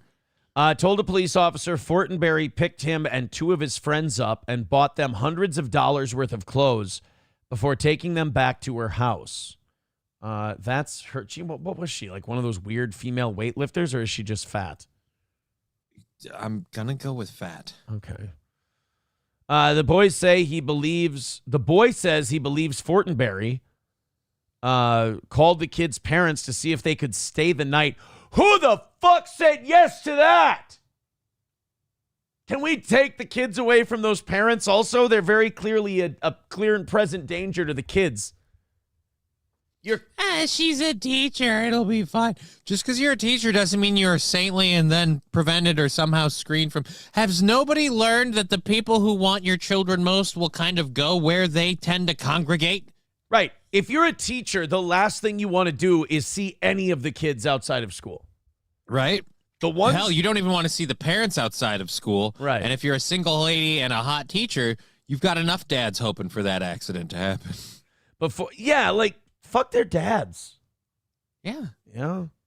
That's the thing about PDF files is it's not really, that's what they want. So she calls the kids' parents to see if they could stay the night before giving them a dose of magic mushrooms and asking if they wanted to gangbang her. So she drugged them too. They accepted and say their teacher had only one condition, that the 3 kids wear Scream masks. It's said to have gone on for 2 hours. The affidavit includes other sworn statements detailing abuse, where a 14-year-old claims his teacher drugged him on one occasion. Several individuals say Brittany befriended their parents and has a son their age. So there were more. Oh, so when she asked the parents, can your kids stay here? They were like, oh, well, it's Trevor's mom. I apologize to the parents then. Trevor's mom's not going to try to shtup my son. Ugh. Or Trevor. I think it would be wonderful if we could just screen people like her. If we could find and isolate the pedo gene, like whatever that was. And I don't know that it's a gene. I really, know, but I understand what you're saying. Something that figures out attraction. No, I get what you're saying. Like maybe some sort of indicator. Yeah, maybe you do a podcast and you can't stop talking about doing that thing with kids, with underage children. Like we either just execute you or we put you in a home for the rest of your life. If we can't lock up pedos, who can we lock up, right? Yeah, right? Yeah. So But like Minnesota, I thought, believe it or not, before Minnesota went crazy lib in the 2010s, we had this great program. Do you remember what did they call it? Offender rehabilitation program or whatever, the sex offender rehabilitation program. We had this facility in Moose Lake where we took our pedos and our grapists, and I hate YouTube so much that they make you talk like little infants because nobody can understand what you're saying. Right. So why? L Train says, let's start with Melton. I mean, he's not the worst offender, but he is one of the heaviest. So it would get a lot of poundage off the streets. But like with a woman like this, pound for pound, he's the What Minnesota did was Minnesota took pedos and grapists that served their term, right? They served their sentence. And they were like, oh, man, we get to go out again. And we went, no, not so fast. We're now going to send you to this facility in Moose Lake because we believe after your screening and your interviews, you may reoffend. So we're going to put you in this facility in Moose Lake, Minnesota until we decide that you're ready to join society again. And you want to know what the great trick we pulled on those people was? What's that? We never thought any of them were okay to rejoin society again. And the reason why is because probably none of them were. Because if you did it once, you're probably going to do it again. PDF files have a 95% recidivism rate. They're just hardwired that way. We got to give up on them. So Minnesota had this thing, and it was working. And somewhere around 2008, 2010, somewhere around there, I could have my numbers wrong, the Minnesota Supreme Court said, oh, how dare you? You can't do this. You have to let all those pedos and grapists out. After all, if they're locked up, how are they going to get access to children? Their whole thing was, well, guys, I mean, the Constitution clearly states that you got to let the pedos and the grapists out of the facility. I'm sorry, where did they write that one in there? I don't know. Fucking Jefferson, him and his libertine philosophy. Gray Duckling becoming a member for 34 months says most of them were abused and the cycle continues. And I feel terrible for you. And that's awful. And all that stuff. Doesn't okay the perpetration of the problem. I'm still not okay with you. I'm sorry that happened to you. You haven't been okay with me since we met. Let's be honest. Wait, I'm sorry. Are you were admitting talking about the story. Jesus Christ. Did you? So yeah, the alleged. Oh God, you never want to be known as this. Take a look at this headline: alleged gangbang teacher husband files for divorce. Alleged. That's surprising. Well, you have to say alleged officially. Hey, Harry Levin is two things: a lawyer and, well, I think I said what the other thing is. Harvey Levin knows the legality of things. She's the alleged gangbang teacher. She can't officially claim her mantle as the gangbang teacher. Yeah, the scream mask. That would be hilarious if that's what, like, she took him to court over that. He says alleged. I want that changed. I am the gangbang teacher. Show me one teacher who's had more gangbangs than me. That would be funny. The husband of the Indiana teacher charged with abusing children by allegedly asking them to gangbang her while wearing scream masks is, ready for this, is taking a new stab at life. Oh, come on. Because he I'll give you filed this. for At least divorce. it's not one of the it's a little more work than your average news pun, but still. Right. You wouldn't see that from your local news or anything, but still it's bad. still a little bad. Still pretty bad. Mussolini Diff with $2 says, would Aaron be okay for AI reprogramming of PDF files? I'm old school. I think you just do away with them. We call it a day. We're done. I'm not okay with AI reprogramming in general. No. Just for that. Let's I do feel this. like if you can't overcome it on your own, then what's the point of saving you? Let's either lock them away or let's admit that some part of eugenics, that some of you just weren't designed to make it. I have compassion for a lot of different people. That group is not one of them. So no AI reprogramming. I don't understand what the point is of rehabilitating those people when we could just do away with them and it would be way better. the investment is not worth whatever you're going to get out of it.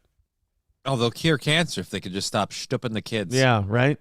Honky with $2 says if she only were a history teacher and a Point Break fan, so the gangbang with boys in president masks would have passed for a class. I'm not sure that's how it works, but thank you. Yeah, Eaton Clam says husband thought that clam tasted a little spunky. Oh. Well, I mean, when you have multiple partners, it's definitely going to throw off the old pH, and you're going to think something's up. That's for sure. Thank God I haven't eaten yet. Wish he could say the same. King Kong Dong with $1 says we need to publicly castrate and hang pedos. I bet the number would go down. I bet it wouldn't. I think a lot of these people are they're born that way. They're rotten, and we just need to get rid of them. And there aren't a whole lot of them that operate out in the open. More now than there ever have been, but still, they tend to kind of try to stay from being identified. Triple N says, is that a stinky puss reference? Well, no, it's just a fact. Like, if you have multiple partners in close succession, you're not, monitoring things. That's going to throw off your pH big time. You're going to reek like a pig. Are you kidding? Yes, promiscuity has its downsides. One of them, stank puss. Let's say you're hooking up with a girl and she's rank. And you're like, oh, maybe she didn't shower today. No, she's probably been fucking a lot. Her pH is probably off. You gotta. I learned one summer's eve that if it's got a stank puss, it's probably because it's a whore. Wow, dude. Mad Max Mardigan says the state of Minnesota deems me unfit to serve jury duty because I'm a firm believer that pedos should get the death penalty. Well, they're not going to put you on a jury for a pedo case. That's for sure. I mean. Oh, come on. I want to make a difference. Coltrane. All right, guys. That's. Clopogram says Bonnie Blue must smell like roses. Well, what I'm saying is she's got to do a lot of work. Like, you got to do a lot to counteract what's getting thrown off. It's, just don't. Are you using a turkey baster to shoot pickle juice up your hoo-ha? Yeah, I got to fix a few problems. Now they call me old dill cunt. I really. Now you know why I'm known as the gherkin. Release the gherkin. No, I'm going to get AIDS. Very, there's some parts of the internet you wish you didn't wander into. Mm-hmm. And I was on Twitter yesterday and just something popped up where, speaking of STDs and dirty puss, Ethan Ralph was apparently doing a stream and he showed his browser search history for that day. And one of them was gonorrhea medication. So old Ethan. Oh, yeah. I don't know what I feel worse about, the fact that I know that or the fact that meant he was with somebody that gave him that. Well, I mean, he lives in the third world dump. Oh, never mind. He totally could have paid. All yeah. Right. Makes sense. Trust me, that's probably where it's coming from. That's the old gonorrhea. Only if there's a God, really, is what I'm saying.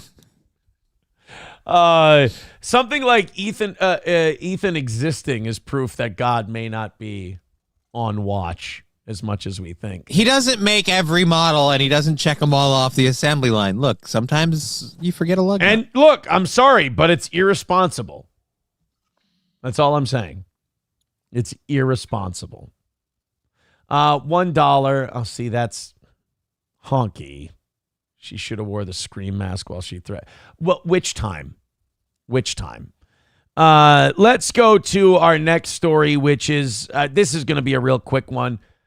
You know how for years, anytime you get together with friends or family and you discuss politics and like food stamps will come up, they'll say, I shouldn't be able to buy junk food and soda with your food stamps, right? And that's something where if you poll even like hardcore liberals, a lot of them would be like, healthy food with food stamps. It's the people's money. You should be getting healthy food, yeah. Well, RFK Jr. wants to do away with being allowed to buy sugary drinks and snacks with your food stamp money. One of the biggest forces pushing against this with campaign funds and and supporting certain candidates is the soda industry. Coca Cola is one of the biggest people against this. And we're finding out the stats and the math as to why. Coca Cola and PepsiCo pull in over $5 billion a year off taxpayer-funded food stamps. Our tax dollars are funding Coca-Cola and Pepsi to the tune of $5 billion a year. Coca-Cola annual profits. Coca-Cola annual gross profits for 2024, $28.73 billion. Take away $5 billion, they'll be fine. Yeah, they'll be more than fine.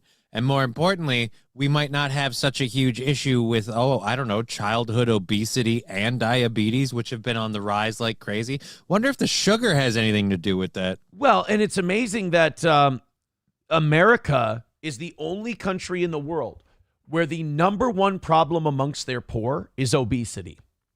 Right. It's so great here. Our poor people are fat. Our poor people are just giant fat whales who can't, and that takes up hospital space. That jacks up the cost of medical care. I mean, because, there's hospitals that are treating people and they're like, we got to stabilize them and get them the fuck out of here because I know they're not paying. Right. And that's the thing with obesity. It's a snowball problem. It's a problem in and of itself, but the longer you have it, the more it accumulates other problems that go with it. Yeah. So $5 billion, if you ever wonder why, like Hostess or Nabisco or Coca Cola would be against, making food stamps only for healthy stuff.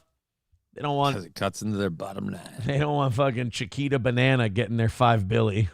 That's what it is. They don't want the. Well, and then the other part of the problem is too, though, healthier food is generally more expensive. It's harder and more expensive to get healthier food in a lot of cases. Yeah, I suppose. Like, I don't know if you go to produce. I mean, I know it doesn't. Right. Well, you have to have a level of skill and I don't know.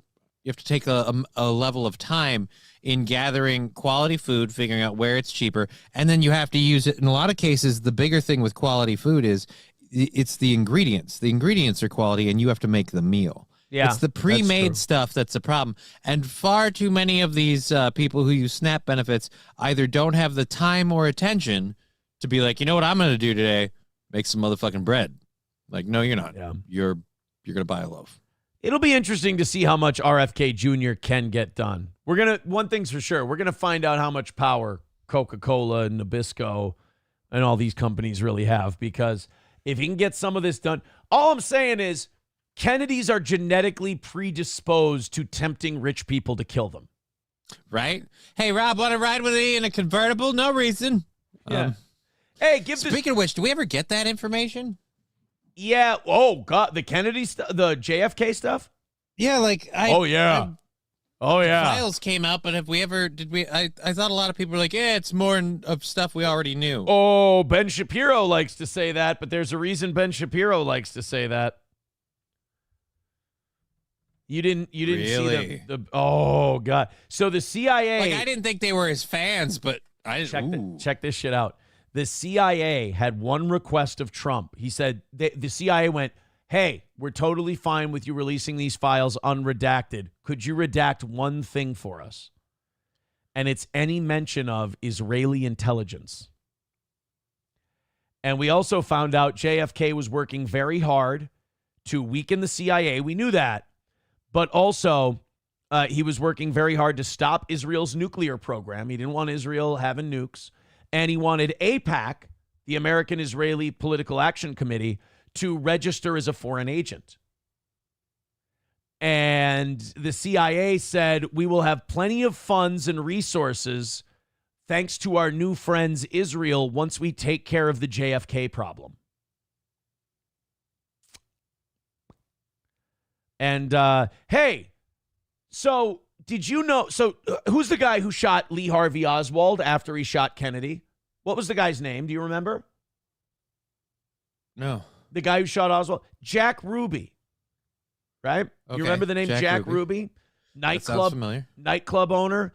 Never met the guy, just a guy who was pissed that that Lee Harvey Oswald shot Kennedy, right? Mm-hmm. It's weird that the Kennedy files show that he and Lee Harvey Oswald met at a nightclub that Jack Ruby owned weeks before the assassination. And you know what Jack Ruby's real name is? What? I didn't know this until Triple N pointed it out last week. Jacob Rubenstein. Oh, for Jesus Christ. I did that too. That's what I did. Come on. Like, at a certain point, I want to think that somehow it's me. I'm reading into this. And right. No. You can't paint a clearer picture. You want to look at the Sam shows of the world and go, shut up. Honestly, yeah, we you're get obsessed. it. You think they're behind everything, and then they are. And then shit keeps coming out, and you're just like, oh, fucking Sam show.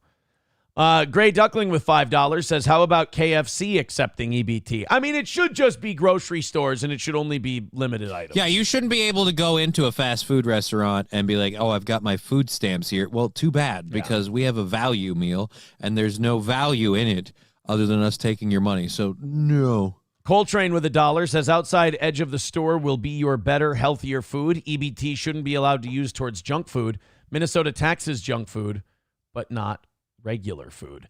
2:15 away from today's goal. Keep it up, guys. We're trying not to mention money at all because I think we're going to have a tough Monday regardless, no matter what happens. I think you guys just kind of design it that way. So continue to contribute to the program. Streamlabs, PayPal, and Venmo are blank for today. Let's be the first one to christen that with a nice little drop. 2:15 is our number for today. 6 weeks of perfection so far for the toe. Thank you. So, yeah, that came out. And then would you like to see Ben Shapiro's response to the Kennedy files? What's Ben Shapiro's response to the Kennedy? Let me bring this up for you. I saw it on Twitter the other day. Oh no, Stevie Lou with I think Stevie Lou just won Twitter today. What did Stevie Lou write? Can you read that?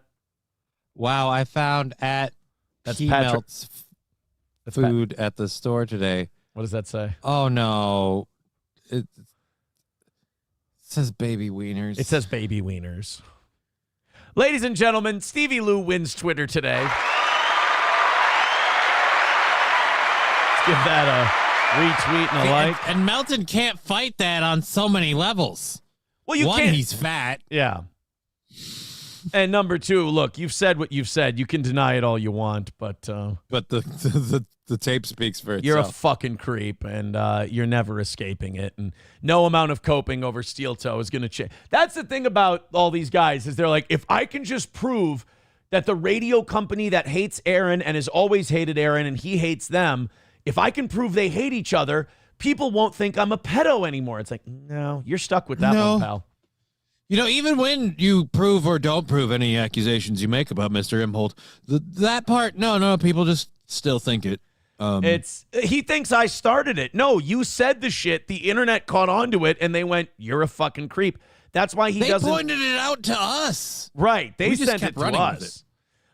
Here's the Ben Shapiro. Ready for the Ben Shapiro take on the JFK files? Now that you know what you know about the JFK files, here's Benny's take. Sort of conspiracy theorizing that's become incredibly popular on the right these days. It was popular on the left, and now it's become increasingly popular on the right. Weird. So now it's a crazy conspiracy theory, but it's popular on the left, and now it's popular on the right. So what he's saying is everyone thinks this, but it's still a crazy conspiracy theory. Okay. The kind of, let's just ask questions. We'll ask who really killed JFK? Wink, wink, nod, nod. And then, wait, it's not wink, wink, nod, nod. It's in the fucking documents. There's no winking and nodding about Rubenstein and him having a prior association with Lee Harvey Oswald. If it looks like we were scared to death, just a couple of kids just trying to save each other, you should have seen it in color. Hey, Ben, there's the story of JFK's life right there in black and white. Jamie Johnson wrote about the Kennedy assassination. But I love how Ben just does this smug cunt lie, and then he expects his retarded followers to believe it. He's like, well, that's conspiracy theory that who really killed JFK? Wink, wink.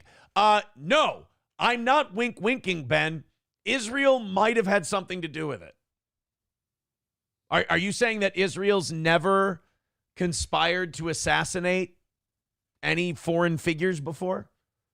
Never. Not once. Never. Not once. Okay. After all, Israel didn't deliberately sit on any intelligence about an imminent attack specifically to goad us into fighting anybody. They didn't have 5 of their operatives watching 9/11 like they knew it was going to go down the day before. And then shut down their moving business the day after and fucking hightail it out the country. Strange. Yeah. Strange. And it's not like they ever. I'm just asking questions. It's not like they ever attacked an American surveillance ship, clearly marked as an American surveillance ship. They would never do that to us. So Ben wants to. It's the manipulation that's happening here is fantastic because it's just Ben going. It's a conspiracy theory. It's wink, wink, nudge, nudge. It's all anti-Semitism. We're the victim of this simply because the rest of us are reading the files and going, holy shit. You're like, well, do you have any evidence of the thing that you are presupposing? Well, no. Yes. Yes. Yes. Yes, we have plenty. We literally would have you our like us own. to go over the parts that we just discussed, sir? We literally have our own government's investigations into it. The thing that you are presupposing. Well, no, I'm not making any accusations. I just know I don't believe the story that I'm being told.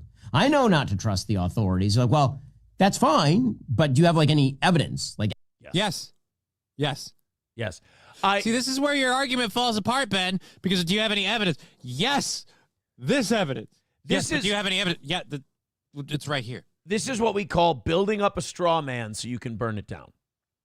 You build up your own straw man, you invent your own opponent, and then you go, oh, and I just took down this opponent. See, I'm right, and everyone else is wrong. It's really amazing that master debater Ben Shapiro is doing this without an actual opponent to debate against. Right. evidence, not just supposition. I said, well, you're part of it, aren't you? You're part of it. The reason that you're Yes, you that you're are. so I can see defensive the about hat this on is- your head, you lying son of a bitch. You're part of it. Don't tell me you don't have some skin in this game. Actually, they probably took that when you were a child, but still, you have a hat on that very much don't says worry. which side we're playing. Hey, let me correct you. They gave it a kiss afterwards. I gave his Pekka a schmecka. And gave it herpes. Oh. That was a thing.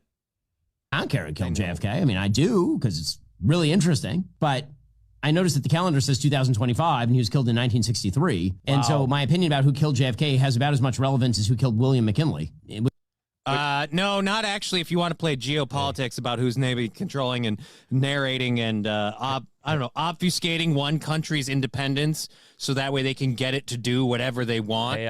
And I'm just saying, if they did something like this, like killed a president, I certainly wouldn't be surprised to learn other things later, like say maybe that they made and propped up an operative who went around with a bunch of, let's say, questionable women, and he kind of like shopped those women out to people of influence with a video camera conveniently hidden, and then blackmailed them to make them do what he wanted. It's weird. Hey, Johnny. Yeah? Do you want to look up who killed William McKinley? Oh, hey, no, come on.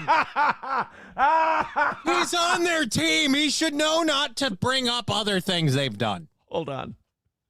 Don't. Oh, I had such a good day, and now I'm turning into Sam's show. My accountant's going to hate me. I have to do my taxes later. I've never asked because I'm afraid to, but.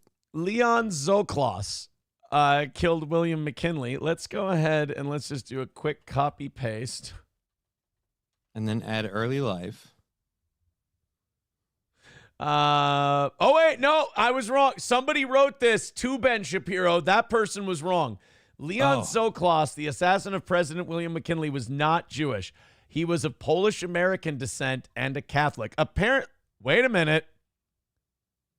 No, Zoklos said he's a Polish Jew and feared discrimination.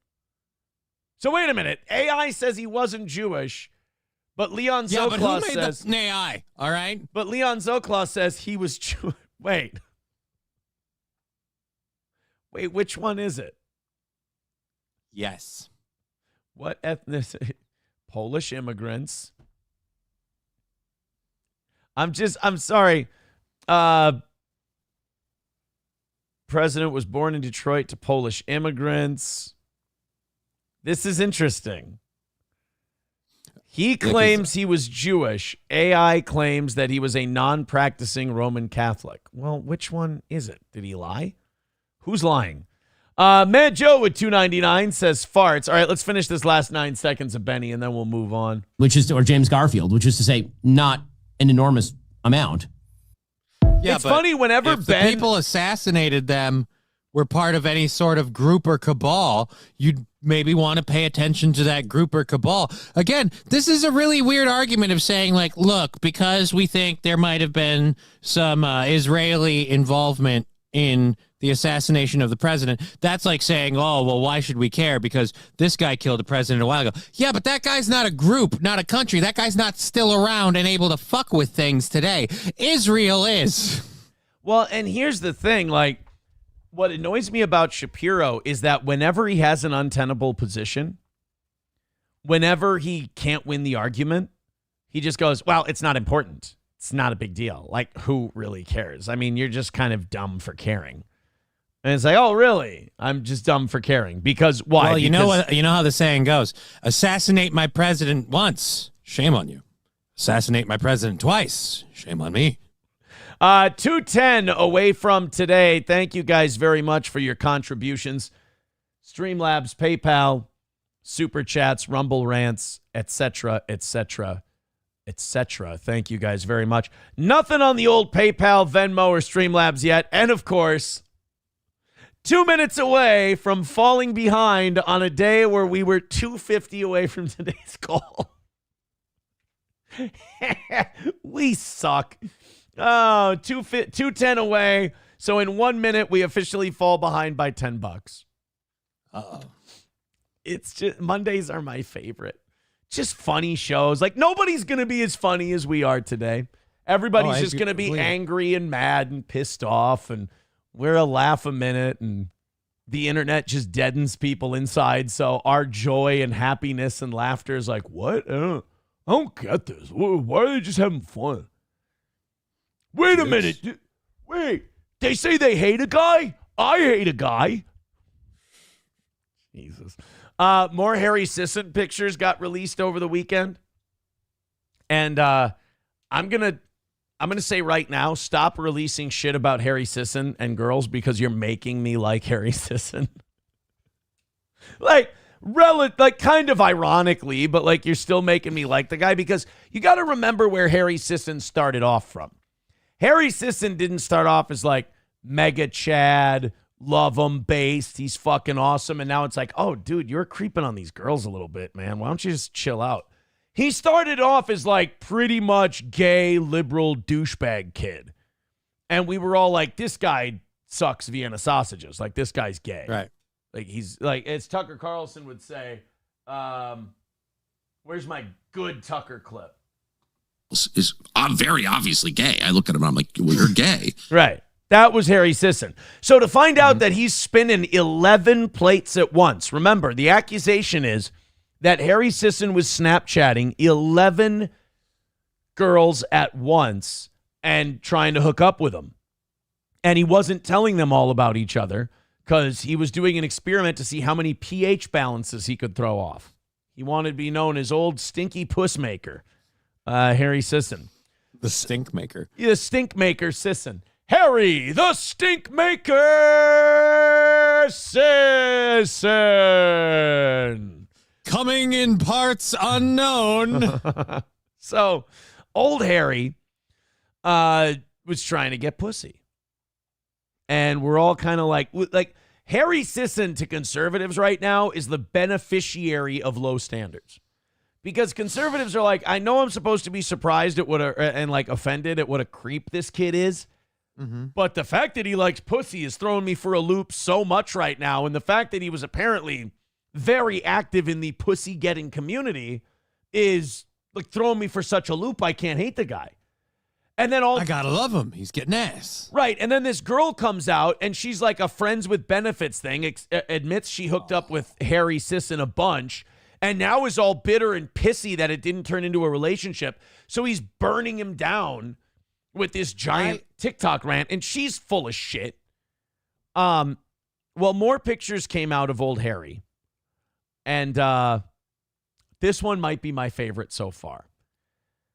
One of his concubines released a Snapchat that she got from him. Here's Harry Sisson looking more like Harry Potter, am I right? Yep. Here he is. And this is the caption he sent with the Snapchat. What you doing? Can I get a pic of your booty hole? Oh, fuck. I actually kind of... If it was to a dude, it would still fit. I love this on so many levels. It's fucking ain't right, Harry. Like, it's really difficult. Like, everyone wants me to hate this guy, and it's like, I hated him so much more when he was the little gay kid saying dumb shit about Biden. You know, at least now he's doing what kind of funny. At least. Right. He's doing what a 19, 20-year-old guy does. You know, he's trying to get pussy, and he's like hitting on girls on Snapchat, and he's like, can I see your tits? Can I see your tits? Can I see your tits? It's a scum. But he's saying booty hole. That's the part that I'm surprised at. And like, he's pushing it. He's pushing the boundaries as far as he can. He's a risk taker, you know? But oh, I see. Ask for booty hole and you'll hopefully get boobies. I see. Yeah. Like if I can get tits, like she's like, whoa, I'm not that kind of girl. I'm not going to show you my booty hole. Here's my tits. And you aim high so they barter you down into what you wanted in the first place. And secretly he's like, I wanted to see her tits. So I'm a happy guy. I understand. Yeah. I'm not, I mean, I'm much less offended by this Harry Sisson than the other Harry Sisson. You know? I mean, guy's asking for asshole pictures on Snapchat. I don't understand what the big problem is. Did he commit a crime? Did he knowingly spread an STD? Like, so he's trying to play the field. Who fucking cares? Everybody does. I mean, this is what I'll say. It's bad form to not, if you're fucking a girl and you're not letting her know you're fucking other girls. Yeah, that's horrible. That's a shitbag move. 100%. But I don't know that he was doing that. It sounds like he was just trying to, you know, see where the poo-poo comes from. You know, he was trying to see they eat the poo-poo. He was trying to see where the chocolate gets made. And that doesn't necessarily seem to me to be an executable offense, if I may. It is a hateable one. Oh. I love it. He's like, can I get a pic of your booty hole? I mean, it's remarkably forward. The logistics of capturing a booty hole shot alone. Like, how do you do that? If you don't use a mirror, I've never taken a picture of my asshole before. But Thank you for prefacing that. Yeah, I'm assuming you got to use a mirror. Or a timer and a squat. Oh, yeah. You know what? You could put your phone on the floor. Right? You look like such a creep, though. Well, you're already taking pictures of your booty hole. What, you're going to have, like, fucking decency and principles now? Yeah.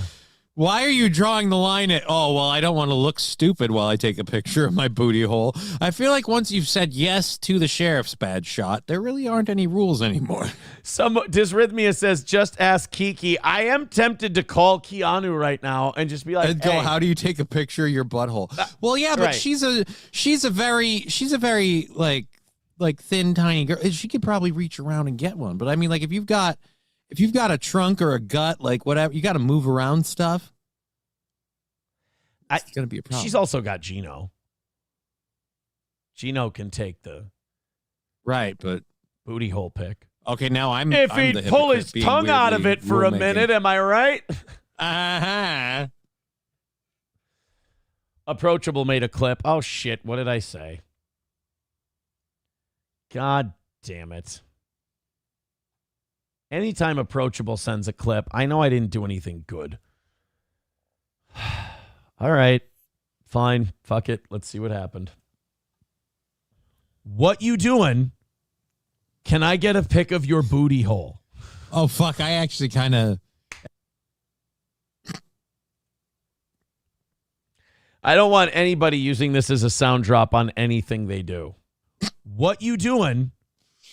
Can I get a pic of your booty hole? I might need that as a sound I don't need that as a drop, God damn it. What you doing? Can I get a pic of your booty hole? Again, is this not the greatest show ever? This is awesome. This was a text I got from Anthony after my first Compound show. What you doing? Can I get a pic of your booty hole?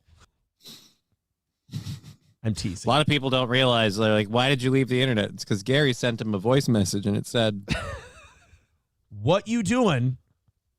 Can I get a pic of your booty hole?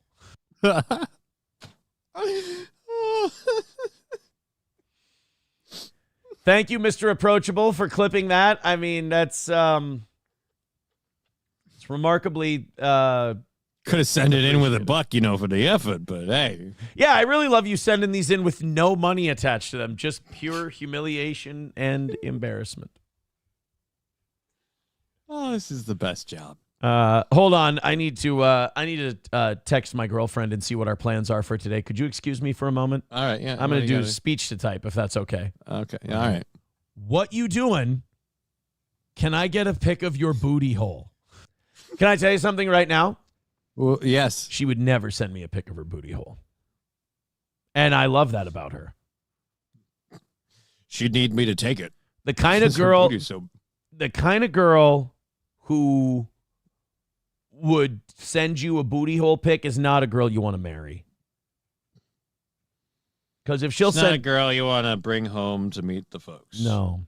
It's the kind of girl you take to Vegas. What? Everybody makes more jokes than I do. Like, let's be very honest about this. Yeah. Because people say, oh, you make jokes when you make this. Who has a higher percentage of wishing someone well, and who has a higher percentage of making terribly offensive, stinky pussy jokes? The audience or me? Oh, definitely us. The audience and Johnny are making... I don't even make that joke. That's a disgusting... It's just too disgusting to think about. I'm more of the bon voyage, c'est la vie, get your fucking shit together. Everyone else is like, stank pussy, stank pussy. I'm like, guys, come on. It's over. That's just it. Like, it's over. It's done. Gray Duckling with $20. Thank you very much, Gray Duckling. We want the gold, sucker. Hulk Hogan, we coming for you, nigga. And, God, it's just there are some things that just never stop being funny, and that's one of them to me. You guys are back on track. Thank you. Gray Duckling with $20 says, no, you moon the audience during graduation. One of those partners must have a pic of you. 2005, dude, we didn't have good cameras for booty hole pictures back then. Right. Waylon, some of us weren't mooners. We were just streakers. Waylon with $5 says, two of his buddy streamers abandoned him, Dean Withers and that Parker get a job guy. Chris Mowry is standing by his man. Yeah, we have, I think, that the clip of that Dean Withers bailing on Harry Sisson. If you'll stick with Harry Sisson during his dog shit political, obviously paid for lib takes, but you'll abandon him. Why wouldn't you stick with him during Pussygate? Right. In fact, hell, hang around hoping that some of it falls off the side and lands in your lawn, if you know what I mean. Aren't you trying to pick up the slightly damaged Amazon boxes? That's all I'm saying, man. That's all I'm saying. in this thing for two things, the views and the pussy, and they're both falling off the trees. I came here to chew bubble gum and take Harry's leftovers, and I'm all out of bubble gum. $1 from King Kong Dong says Razor phone was long enough to get that taint photo. Yeah, but good luck not hitting yourself in the balls when you flip it open. Flip, boing, ow, fuck, god damn it. Son of a bitch. They're not gonna hang as low now. It won't be as impressive. Klopogram says Aaron has just admitted he wants to marry SP. As Don Draper said, if I'd have met her first, I would have known better than to screw it up, as he says to Pete Campbell. Klopogram says the Aaron Imholt story part 3 this July, only on the Lifetime channel. Thank you. And thank you guys for those contributions. 190 away from today. Johnny, they got us back to on track. Nice. It's not going to stay that way, though. You know that, right? I know. You know that they're going to make this go right up to the wire, and we might even, they would take great pleasure in us missing another Monday on a Monday where we started $80 ahead. Right. They would really like that. They love giving you little glints of hope, hoping they can light that spark where you're like, we can do this, and I'm chipper, and I'm and you know what they want to see? They want to see 8-12 air and go, come on, guys, we can do it. Not anymore. I know the fucking game. You guys are not going to do it anyway at 8-12. You're not. So we just keep doing the program. Just keep on keeping on. That's all. That's what we do here at the old Steel Toe. And one other thing. What you doing? Can I get a pic of your booty hole? Approachable. I'll need you to send me that link. You're getting that drop, aren't you? Dude, totally. If I can, I have to go take care of all this paperwork stuff that got screwed up on Thursday. So after I get done with that, I don't know how much time I have to prep a show. I can get at least 30 minutes out of that sound drop. I think I might do my personal taxes today and then see what the result is and then decide if I'm filing today or on April 15th. Uh-oh. Well, I don't know what it's going to be. That's the thing I'm nervous about.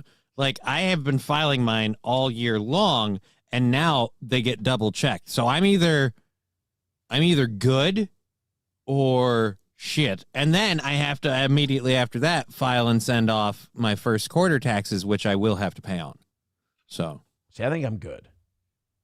I'm hoping I'm good. I'm actually hoping to get a little bit of a return because it turns out there was stuff I couldn't deduct before, and I'm deducting now, which is amazing. If I end up with like $5 or $6 grand and I didn't know I was going to, can I say something right now? Yeah. Because you're a wonderful worker and a valued member of this team, if I end up with way more money than I thought I was going to for tax time, which, by the way, is a fucking Hail Mary.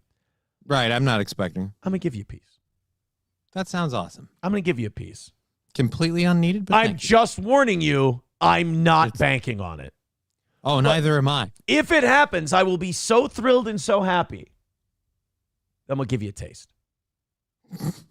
God damn it. Why can't I fucking say anything without it being remarkably gay?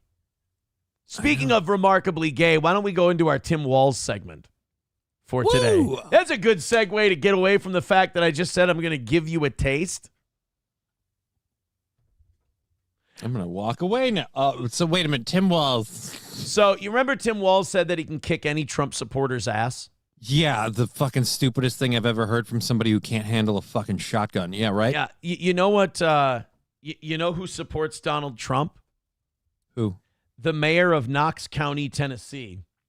Do you know who the mayor of Knox County, Tennessee is? No. Glenn Jacobs. Do you know who Glenn Jacobs is? I'm sure I know who he is, but not by that name. Maybe you could refresh my memory. Glenn Jacobs is otherwise known as future WWE Hall of Famer Kane. Started as an English teacher, right? If I remember correctly? Well, he started his wrestling career as a dentist. Oh. He was Isaac Yankem DDS. I'm not lying. That's how he started, as Isaac Yankem DDS. Well, Mayor Jacobs, formerly known as Kane, the devil's favorite demon, as they called him, Mayor Glenn Jacobs decided he heard what Tim Walz had to say about kicking Trump supporters' asses on Gavin Newsom's podcast. And Mayor Jacobs, who stands about 6'8", 6'9", had a little message for old Tim Walz. Well, what Governor Walz said was completely inappropriate and it needed to be called out. Obviously, the Democrats realize that in catering to the far left wing of their party, they have created a masculinity problem for themselves, which shouldn't come as a surprise. After all, they've been preaching for years that there's no difference between men and women. However, they believe that masculinity means that you get on TV and you talk tough and you drop the occasional curse word and you go out and apparently being strong means. Do you notice over his shoulder what he has? Is that a picture of him wearing a belt? That's a poster of him as Kane. With a belt around his waist. And by the way, speaks pretty well for a guy who's been getting clocked in the head with steel chairs for a living. Right? He only had one slip up. I'm way worse than him. Means that you burn down Tesla dealerships, which obviously that is not what being masculine or being tough is all about. In fact, they just look like petulant, spoiled little brats. So we want the gold. Hulk Hogan, we coming for you, nigga. I hope Booker T isn't a Trump supporter. Otherwise, Tim Walz is really fucked. So Glenn Jacobs then said, hey, Tim, if you think you can kick any Trump supporter's ass, why don't we have ourselves a little wrestling match? You know, we can be working. Right. Doesn't even have to be like a real fight. We'll just get in the ring. We'll have a little match. I don't believe that Tim Walz is going to be responding to that challenge. Probably not. No. In fact, I believe he's going to run the other way and hightail it out of here. So I just like that, you know, sometimes you're like, hey, these Trump supporters are fucking bullshit. They all suck, blah, blah, blah, blah, blah, blah, blah. And then you kind of forget, oh, yeah, that's right. One of them is a former world champion professional wrestler. I love the people that act like the people that support this administration. Yeah, like it's some random minority, and we didn't have one of the largest. It's most of the country. Yeah. Like and the people screaming against it are the people that before were like, remember, guys, we have to be ready because this is a threat to democracy. And even if we win, we have to be ready because they'll fight and there'll be riots in the streets and they'll be burning down businesses and there will be no peace because, again, these aren't decent people like us. And then, oh, you guys lost. Burn down Tesla. I hate Elon Musk. Burn them all down. Yeah, it's very tragic to watch liberals respond to losing the election by burning down each other's cars. Yeah. Hey, didn't they spend the whole election saying that Trump supporters are all a bunch of truck driving fucking hillbillies? So what are we going to do? Set Teslas on fire. This is gay on gay crime, guys. I don't know why you're doing this. Nobody told you that this. I am here for the anti-government protest. Yeah, we're burning this car. Dude, that's my car. Fuck Elon Musk. Fuck Elon Musk. What about me and my car? Yeah, sorry, dude. Fuck Elon Musk. Like, no. I took out a 30-year mortgage on this fucking car. It's got to last me a while. Come on, guys. I'm pretty sure the insurance doesn't write it off either. You're still going to have to pay for that thing. It was an act of political vandalism. All my friends blew up my car. Sorry. All right, guys, let's talk about it. You guys throw in. Let's knock out that 190 and call it another win for the toe. Our friends at Stoney's Bar had another amazing weekend, and they want to invite you out this coming weekend. Live music. They had our good friends Julio Goldstein performing. Stop It, Sam Show. They're a good band. They had them performing live this weekend. They're going to have more great music this Friday and Saturday as well. Thursday, 250 cans. Tonight, go there, watch some March Madness, have a great time at Stoney's Bar in downtown Rockville, Minnesota. That's Stoney's Bar in downtown Rockville on Broadway. The best place to go hang out with your friends, play some pool, play some darts. Oh, man, the weather's going to get nice. I promise it's going to get really nice. That patio will open again. And I can't say anything for sure yet. I do want to say something for sure. I haven't even told Johnny about this. But I'm planning something for late May that I hope. Do you still want me to get a hold of Adrian? Because I thought we were doing that before, but then I didn't know if that was on hold. Oh, if you could get a hold of Adrian, that'd be great. All right, yeah, I'll Facebook message him. No promise he'll respond, but I'll message him. That would be more of an August thing, an August surprise, but all right. Late May, I've got an idea too. Like we'll throw out a line for him. A beginning of summer, end of summer type thing. Like steal to a Stoney's party at the beginning of summer and a Stoney's party at the end of summer. I think it works great. Could be awesome. Let's talk about our pals at Midland Armory in downtown Foley, Minnesota. Of course, whether it's sports shooting, personal protection, carry, or hunting, they have it all at Midland Armory. Ask Derek and Tracy any of the questions you have. There are no stupid questions, just stupid people, and we don't want them having guns. So get educated with Midland Armory in downtown Foley, Minnesota. That's midlandarmory.com. Do your shopping there as well. Knives, optics, parts, and gear, you name it, they've got it. And one email or phone call away from getting your questions answered by Derek and Tracy at Midland Armory in downtown Foley. And All Care Towing. You're still getting in accidents because they're still fucking assholes who drive in the left lane too slow. And they pull out right in front of you. Shit happens, and you might need a tow. That's All Care Towing. That's who gets there quicker than anyone else. Again, All Care Towing. 320-243-5203 for All Care Towing of St. Cloud. Again, All Care Towing in St. Cloud. 320-253-5203. Dead Game says, mortgage on a fucking car. We are officially in idiocracy. I was kidding. I don't think people are actually taking out 30-year mortgages on a Tesla. I'm just saying there's some people who buy them not because they're the best vehicle, but because it's some kind of like social statement. Yeah. And those are the kind of retards who lose their money very quickly. The kind of people who buy vehicles because they're like, this will give me a personality. No, you're a broke cunt. I'm sorry. Look, I'm different. I got pressured into it by a girl.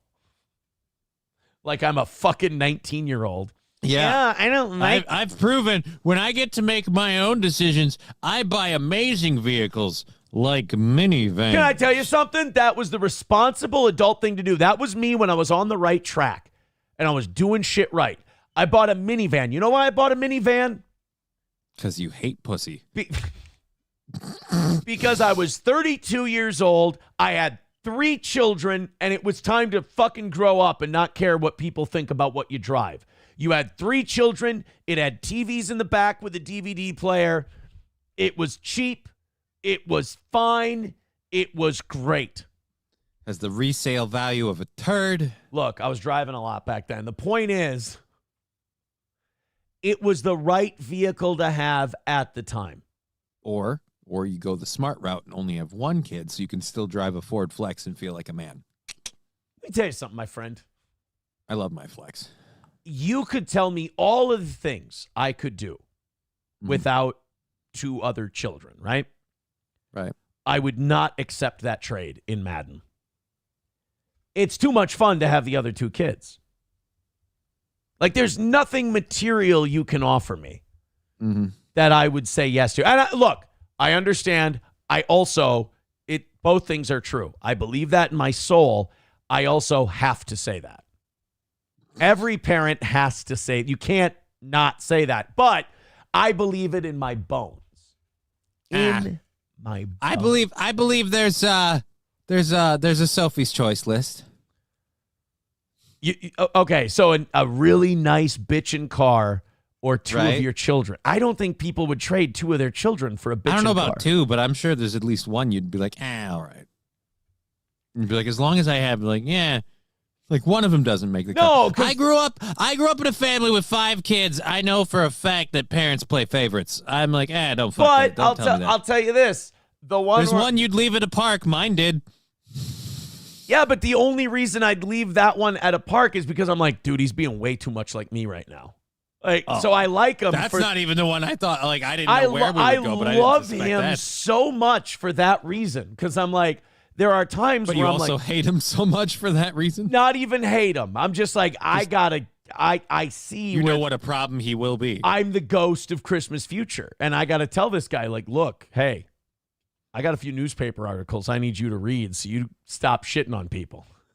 Learn from me, okay? Yeah, you got to fucking knock it off, my man. Chips and Diff says, what if I offer you 2017 Demi Lovato for a week? I'll have my other 2 kids with her. How's that? I win. Aaron, you have to give up your 2 kids, but you get to fuck Demi Lovato. All right, Guess who's having twins? I'll have twins with her. And then I don't have to sacrifice either one. Renegger says, I'll trade my kids. Sign me up. All right, well, look. Different strokes for different folks. I'm lucky. I only have 1. I can't give it up. It's the only one I got. 190 away from today's goal. Why don't you guys do me a favor and drop some big drops in there? Nothing on PayPal, Venmo, or Streamlabs today. Let's fix that. And let's get that 190 down to 0. I'm just kidding. We're totally not going to get a win before, it's going to be a minute past 10. Yeah. What do you think? Minute past 10?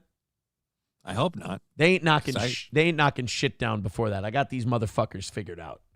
All right. I got it. Thursday, they gave away the game. They're like, no, Aaron, we do this to you on purpose. Stop getting angry for 2 hours. We do.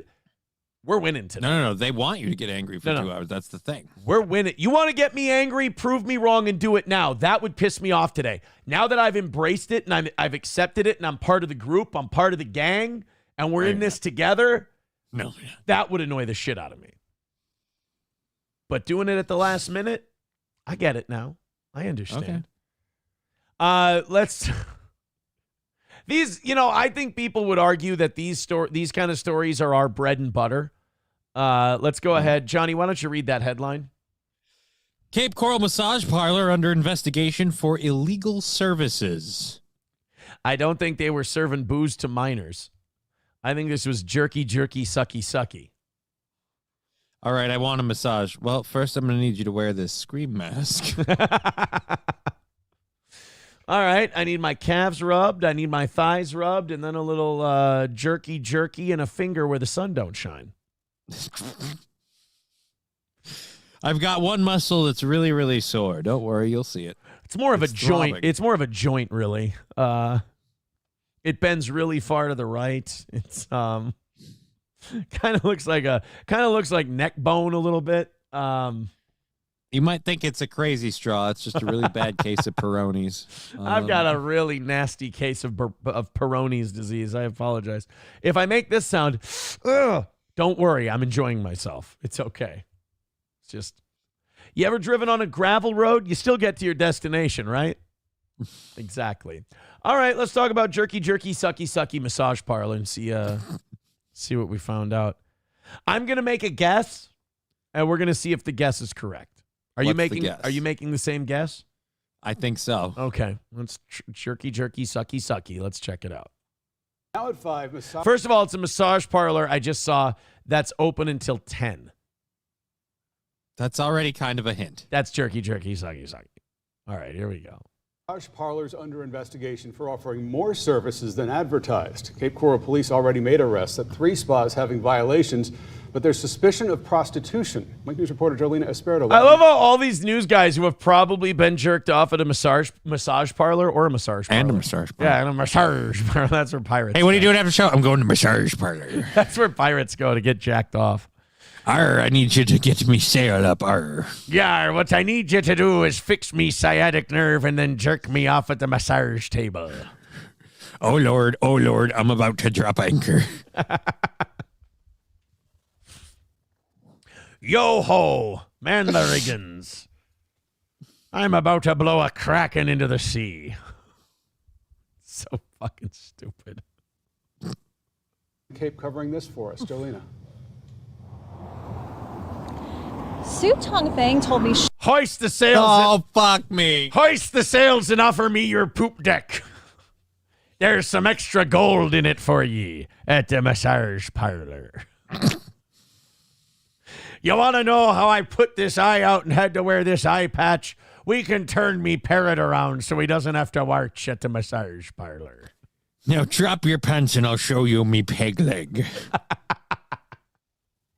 Where? At the massage parlor. The massage parlor. If you're wondering why these kind of stories are our bread and butter, this would be it. There's something about the jerky, sucky places that get my creative juices flowing when I mispronounce massage At the parlor. massage parlor. At the massage parlor. Why, you better not be hoisting black sails in this massage parlor if you catch me drift. You're going to find out why I'm clean-shaven, but they still call me Redbeard at the massage parlor. My blunderbuss fires off scattershot at the massage parlor. My blunderbuss. Gar, what you doing? Send booty hole pics at the massage parlor. I'm the dread pirate Harry Sisson. So fucking retarded. And we're doing it for free. Right? Su Tong Fang told me she is... Nope, I was right. Yep, I know. I heard it before, but you were enjoying your massage parlor too much, so I was like, I'll wait. Gar, why is the ones that was in Chow Yun Fat's ship jerking me off at the massage parlor? Why is it always the Singapore gals from Tortuga? Well, it's because, you see, their eyelids are naturally almost closed, so you can't get them in there. Gar, It's I'll like a seal deflector them shield. shut with me rubber cement. At the massage parlor. All right. Not one of the people offering sexual favors here at Palm Tree Massage Spa, and she feels... Oh, wait a minute. Hold on. Did you just misdirect us, you crazy bitch? So wait, the Asian wasn't doing jerky, sucky? Well, wait a minute. Of course. It's the gay guy, then. Gar, I don't need some landlubber Nancy jerking off me prick at the massage parlor. Dude, why are you touching my dick? You said you wanted a rub down at the massage parlor. Su Tongfang told me she is not one of the people offering sexual favors here at Palm Tree. Right. And she wouldn't lie to you. That's right. She would not. She was wiping sausage gravy off her hands from breakfast. She told us. She's not the type. Tree Massage Spa, and she feels wronged because she was the one arrested here. She broke down crying when speaking to me about it. Now take a look at her mugshot here. Definitely jacking guys off. 100% wanking guys' wieners. Johnny Judgment. That's a dude, right? I don't know. Maybe it's the ghost badge on her face. No, you gotta remember, those people go from 40 to 70. Like I know. It's like a fucking magic trick. It's weird. Got to divorce him at 38. Right? 38 is the number. On your screen. So she was arrested from the parlor she works at, Palm Tree Massage, Tuesday. In the arrest report, it says she denies giving any sexual services, but a man who police followed after he left the parlor admitted to receiving one sexual service while there. He had a sore shaft. I had to massage it out. So wait, you didn't catch her? You didn't catch her white-handed. You have some guy claiming he got a rub and tug. Any dude will be like, yeah, no, dude. She's rubbing me down. She saw the hog and thought couldn't leave that alone. Yeah. You know what I mean? She didn't do it for a tip. She just kind of did it to be a friend. I mean, that's not a She didn't do it for the money. She did it for the experience. She did it for love of the game, officer. You got to believe me. And I got to tell you, she is by far one of the top men in her field. Police arrested Tongfang because she could not provide a properly documented list of clients, which is required by law. I spoke with her daughter by phone, who helped translate some of how her mom's feeling right now. Because my mom's still very nice. She's still staying there to help her boss to open this door, to keep it open. She didn't just close it. You know how fucking mad your customers are going to be who don't know you got raided? They're going to come in and they're going to whip out their cocks and you're like, put that fucking thing away. What are you doing? It's a legitimate massage parlor. And this is the lobby. Gar, but I came to have me sea snake drained at the massage parlor. I need someone to walk me plank at the massage parlor. Get out the milking table at the massage parlor. Gar, I need someone to be emptying me cannonballs at the massage parlor. And as a daughter, I've been getting so many massages here that I'm blowing gunpowder at the massage parlor.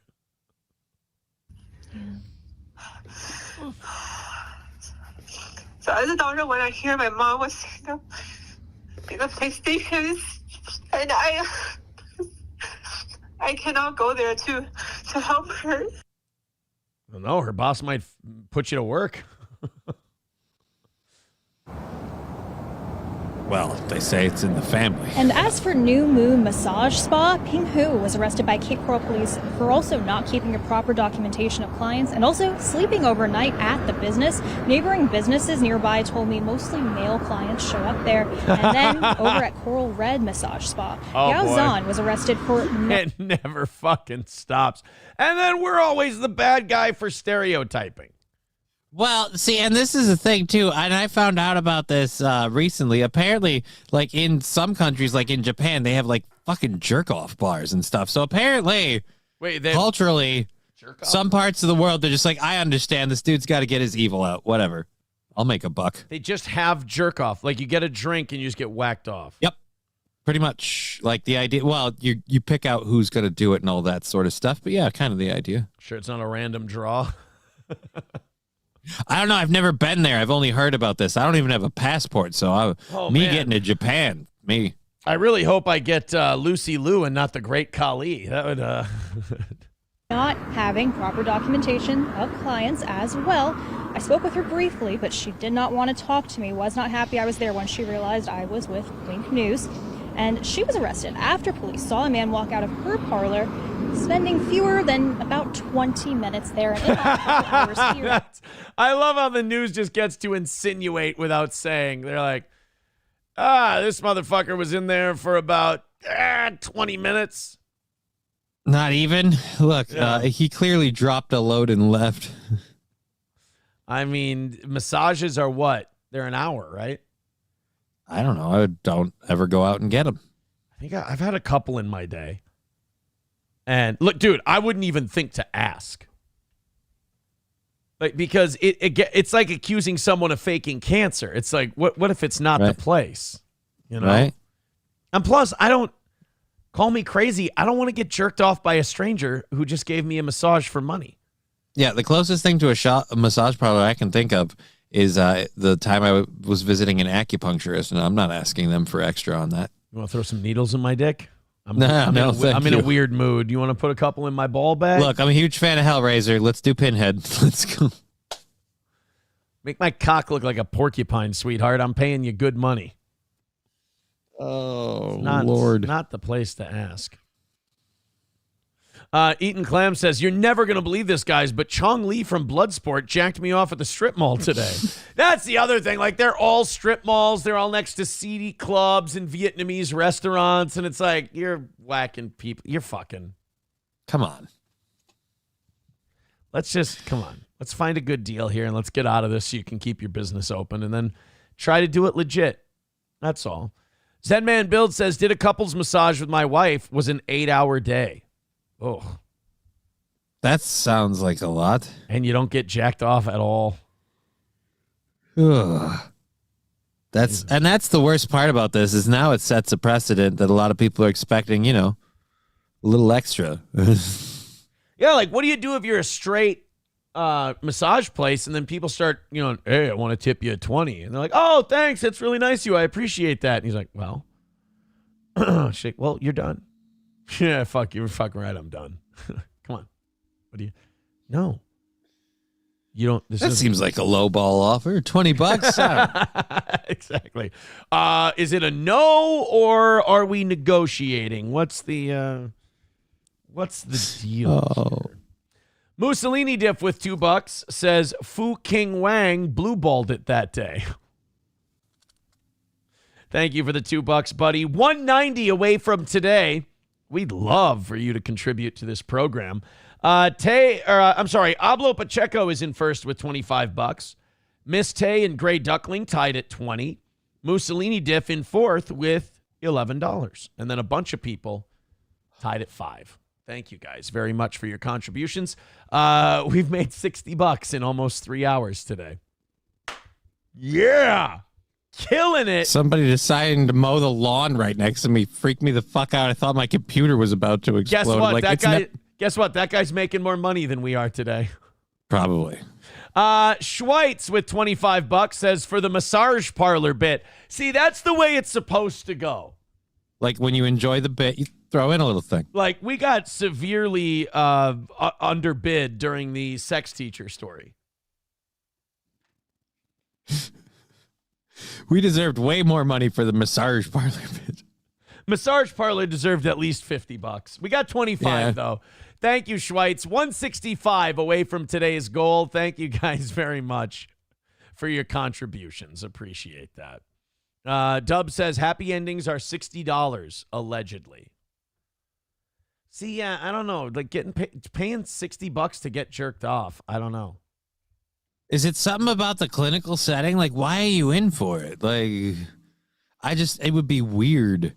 Just because other people have been in that exact spot. It's just this poor lady just hovering over them, just with hand lotion and a mildly disappointed look on her face. Whatever she takes to do. That's what it is. It's the hooker face she's gonna have, right? Eggplant Frank. No, not really. He's really devoid of any personality. That's why he's not on air. But also, I think he's really bitter that their company isn't the one we're talking to. So he made some shit up, but yet he still uses my name to try and get hits for their failing company. I think it's pretty see-through. No, I'm talking to 2 other places, but yeah, the big reveal that Town Square doesn't like me and I don't like Town Square. If you've been around Steel Toe for 10 years, you kind of know that's been the case the whole time. Look, if you're still coping over the court thing, don't. Like, I still have to go through it. Don't be so sad. I mean, it shouldn't be a loss for you, but some people take it that way and then overpromise and underdeliver on their group therapy program. Let's go to Bill. You promised that in the beginning, that it wasn't going to be a thing. And everyone's like, oh, yeah, it is. And here we are. Another win for the toe. Bill Maher continues his march.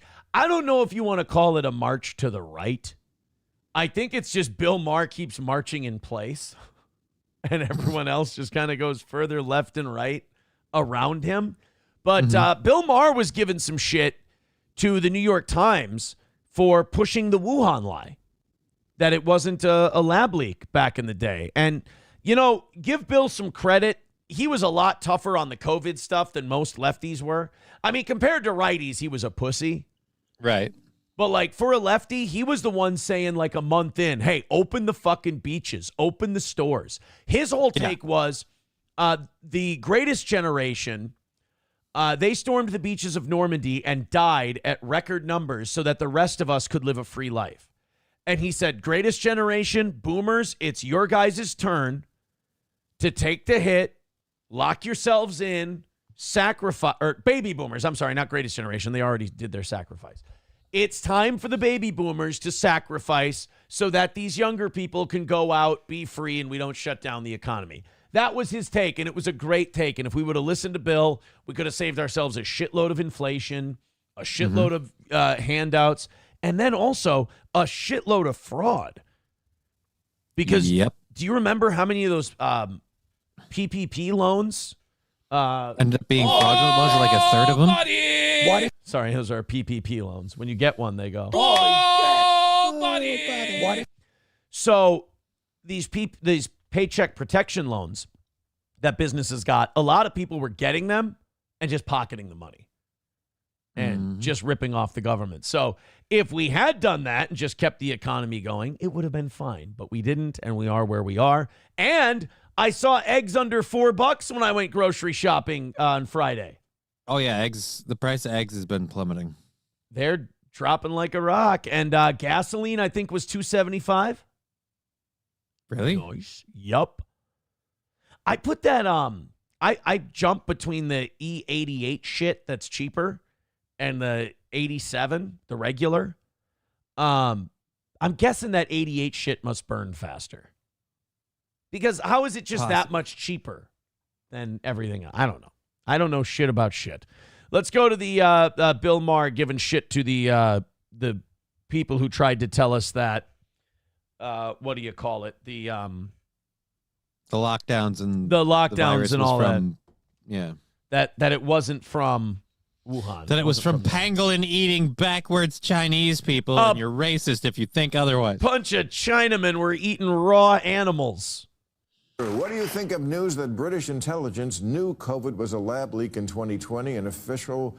Bro, Fauci knew that it was a lab leak in 2020, and he purposely hid it because he had something to do with it. He was funding the fucking research. He was funding it with our tax dollars, I should say. Yeah. And officially ignored their report. Not just knew, aided a 95% certainty. Same with the German intelligence service. March 2020.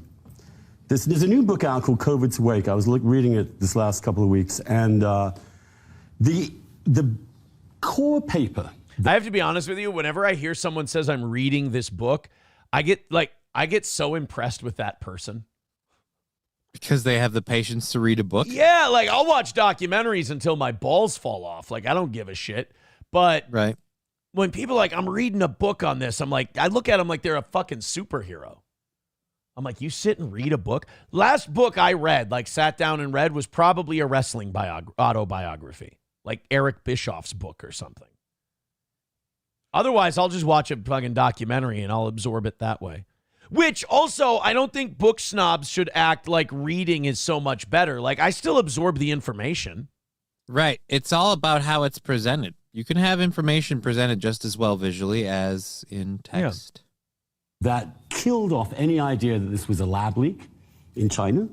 The proximal origin paper, which was produced with Fauci and Collins of the NIH and NIAID helping it along, was a lie, a conscious lie.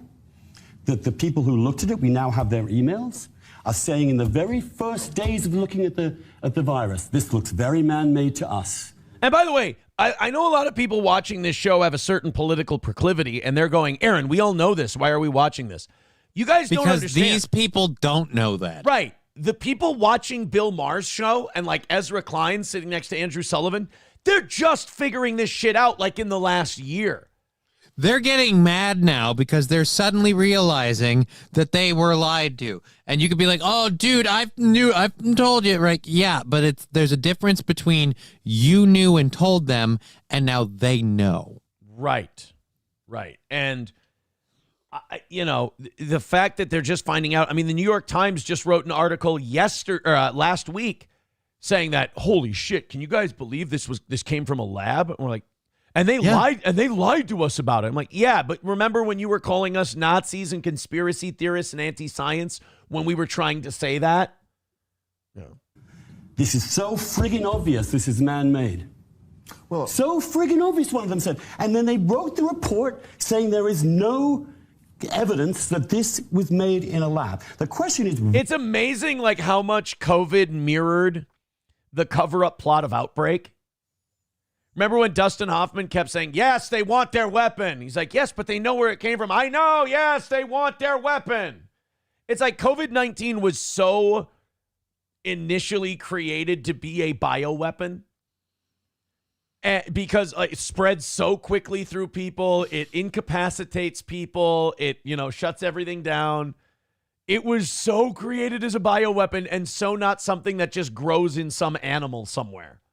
Right. And it happened to come out at the perfect time for both the country where it escaped from the lab and the country that had the largest hand in helping make it, where it's like, oh, this is really convenient to help kind of screw up political careers and trajectories and really let us kind of fuck with some shit. Yeah. And the whole, amazingly, all of these governments and everything, all the governments that people are like, oh, well, the World Economic Forum is a cabal, and the liberal governments of the world are all in it together to turn us into this like new world government where we all just kind of live in a cubicle and eat bugs. Like, yeah, but where's your proof of that? They all collectively lied to lock us in our houses with COVID. It's really weird that out of COVID, all of these globalists got exactly what they wanted. That's very strange how that works out. Why? Strange. Why would they lie to us about that? And they did. Well, I can give you one answer, the New York Times. The New York Times said any questioning of this being from a lab was racist, which always struck me as odd because it seems... Are they gonna do our bit? I think they're gonna do our bit. I think they're gonna do our bit. I will say, if Bill Maher's about to do my bit, I'm both honored and insulted. Whose bit was it originally? Like, out of the three of us, you, me, and Corey always did this thing. Did we just kind of all come up with it? I would say it would be more you and Corey than me. Okay. But because I think then I'm going to give the credit to Corey, because Corey was the one who was saying the people who are calling us racist for saying it came from a Chinese lab are saying that, no, it couldn't have come from that first world lab from the studious people of China. It had to come from a bunch of Chinese people eating raw pangolins. Wait, that's not racist? That's like us saying, hi, this is my impression of a Chinese man who comes to America and gets a degree and becomes very, very wealthy. And then liberals going, that is racist. You have to go, oh, Chong Chong, I want to go to Harvard. If I do not go to Harvard, I am being lazy. Like that. I get degree in math because I'm very good. God, you guys are being so equal. It's much more racist to go, thinking. Wow, these people are eating bats? I know. There it is. I mean, it's just one example, but a good example of why people lost faith in the left, because they do stupid things like that. First of all, I'm going to give the left a little more credit than Bill does. It wasn't a stupid thing they did. No. It was a very, very smart, coordinated effort to soft test just locking down people and seeing how hard society will fight you if you just impose your will. Right, and it was very intentional. It wasn't stupid. To be, and I told you so, but from the very beginning I was saying this shouldn't even be political, but it's at least a 50-50 it came from the lab, and that in 50 years, I can't imagine people going, wait, you mean in 2020, there was this thing that escaped from a lab in Wuhan, that started in Wuhan, and there was a lab in Wuhan that was studying it, and they didn't think that was connected, and they blamed it on bats, really? Well, that's the Jon Stewart thing when he was on Colbert. Yeah. Wow, there's been an extreme outbreak of chocolatey goodness in Hershey, Pennsylvania. Where could that have come from? Well, a turkey fucked a cocoa bean. No, it's the fucking chocolate factory. God damn it. I got to stop saying stuff that can be clipped. I really do. That with show me your booty hole is not going to age well together. Let's do another thank you. Oh, look at this, Johnny. Schweitz says, all right, $50 for the massage parlor. I can appreciate a good bit, and throws another 25. No, we meant Thank you. Well, yeah, but we meant that other people should make it. We want the gold, sucker. Hulk Hogan, we coming for you, nigga. We meant other people should make it a $50 bit, but thank you anyway. 140 away from today's goal. Thank you guys very much. We've eclipsed the $100 mark for today, finally. We appreciate it. $140 away from knocking out today's goal. Everybody follow Schweitz onto that PayPal, and let's knock this thing out. Yeah, What make him look like a real douche canoe. Mr. Debbie Downer here. We ain't going to make it happen on a Monday. I'm the one telling you, I figured it out. They want to wait until the very last second. Watch me sweat. Watch me stress. I ain't doing it today. They want to fucking prove me wrong. They can knock it out before that 5-minute mark, which I don't think they have in them. Streamlabs, PayPal, Venmo, Super Chats, Rumble Rants. Thank you very much for your contributions. All right, we got more. You know, I'm so glad we haven't had any. I don't think we've had any Trump stuff today, any Elon.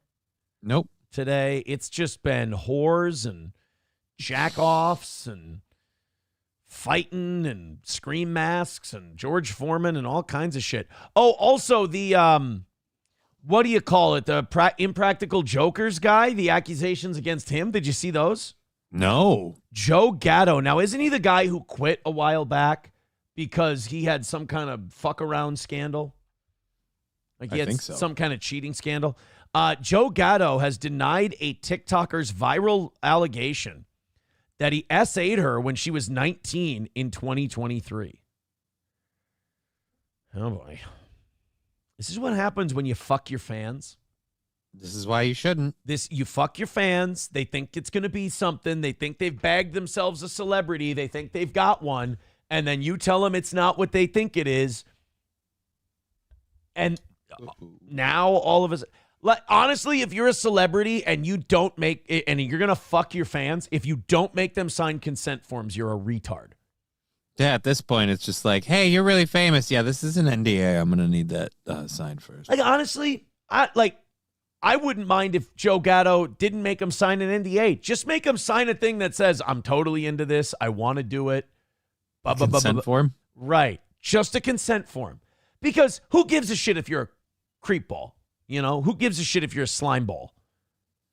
You know, you don't want to be an essaying slime ball. That's many degrees worse.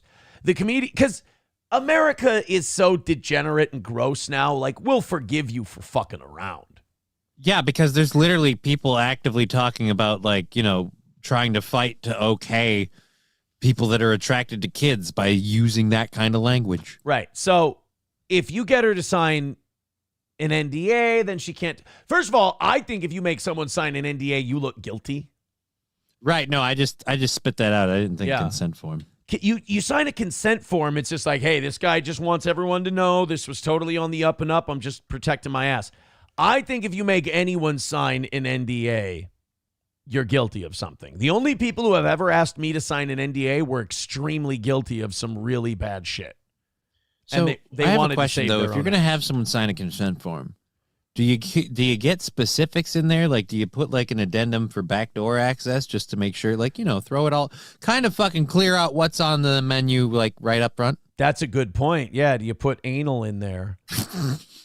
You initial at anal, and she's like, no. And it's like, no, it's just in case. Like, I'm not going to do it.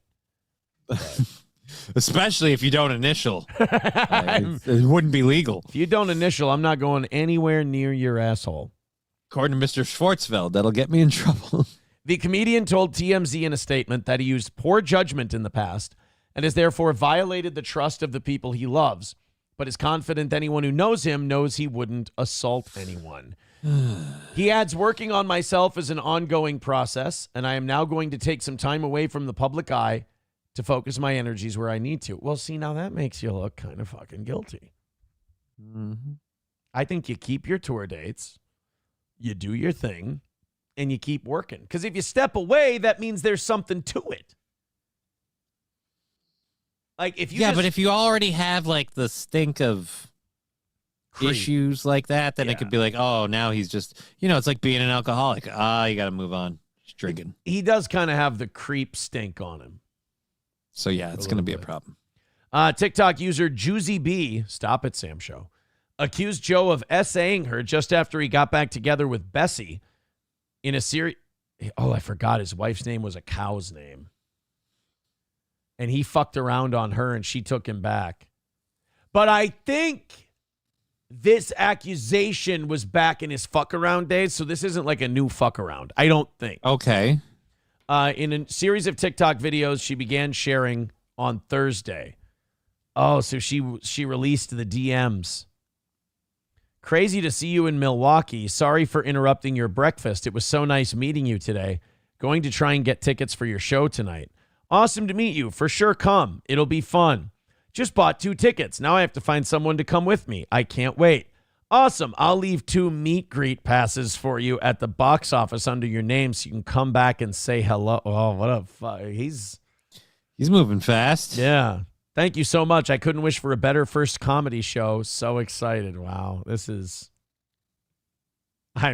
textbook.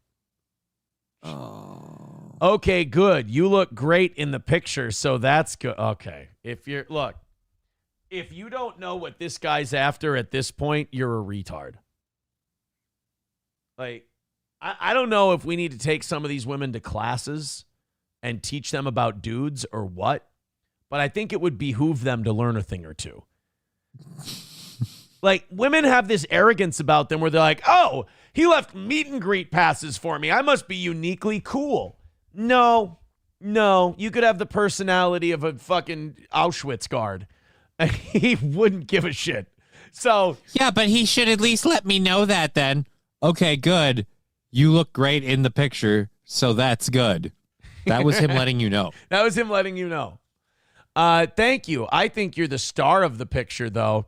Okay, so you're both fucking insta-fucking each other. Debatable. The story replies, agree with me. Glad I'm giving you street cred.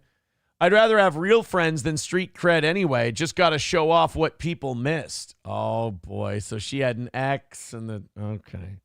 Fuck yes. What a day. Fuck yes. Hope the rest of your night is equally epic. Just drinking and hanging out. Hope yours is too. So this is just lame and gay.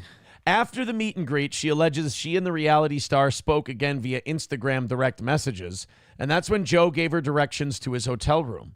The TikToker admits to being drunk and agreeing to meet him, which is when the alleged assault occurred. While she has not gone into detail, she claims some stuff happened and even posted a photo of her bruised butt. Oh, dude. Which she says Joe allegedly caused with his teeth. Oh, no, and then he ghosted her? Oh, no, vanish mode. Seen messages will disappear when you close the chat.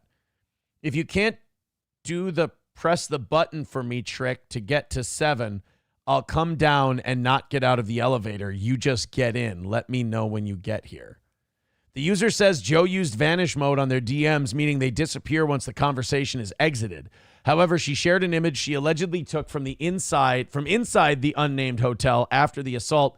The alleged metadata shows the messages were sent hours after the Milwaukee show. We want the gold, son That's a little different. I don't know, man.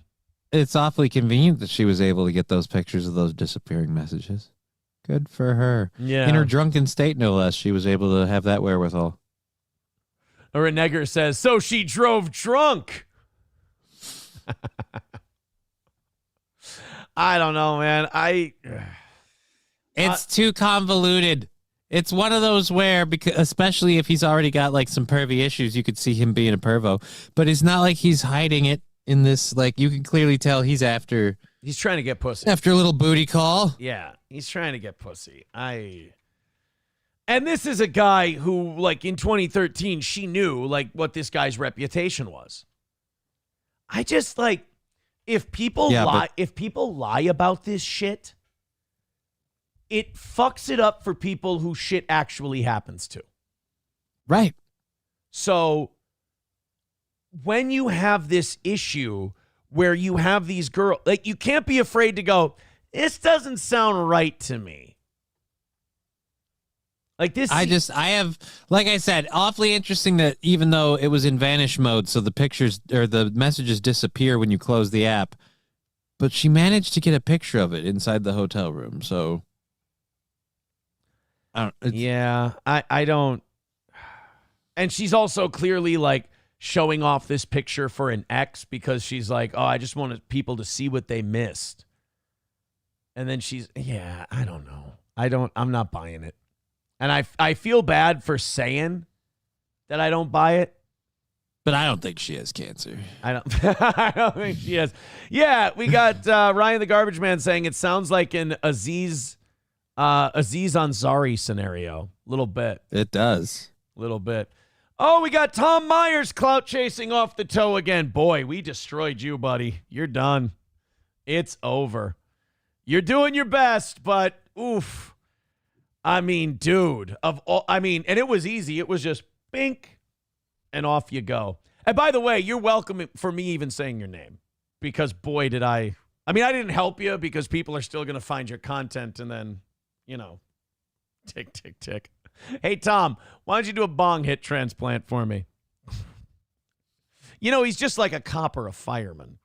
I feel gross just even bringing him up because, like, I don't think you can. Oh, God, you said bong hit transplant. Yeah. Somebody was trying to push me to watch some video bit about bong hit transplant. And I want to watch it? You want to watch it? Oh, it's fuck, really no, don't fucking tell me cringe. It's the same goddamn person. It's so bad.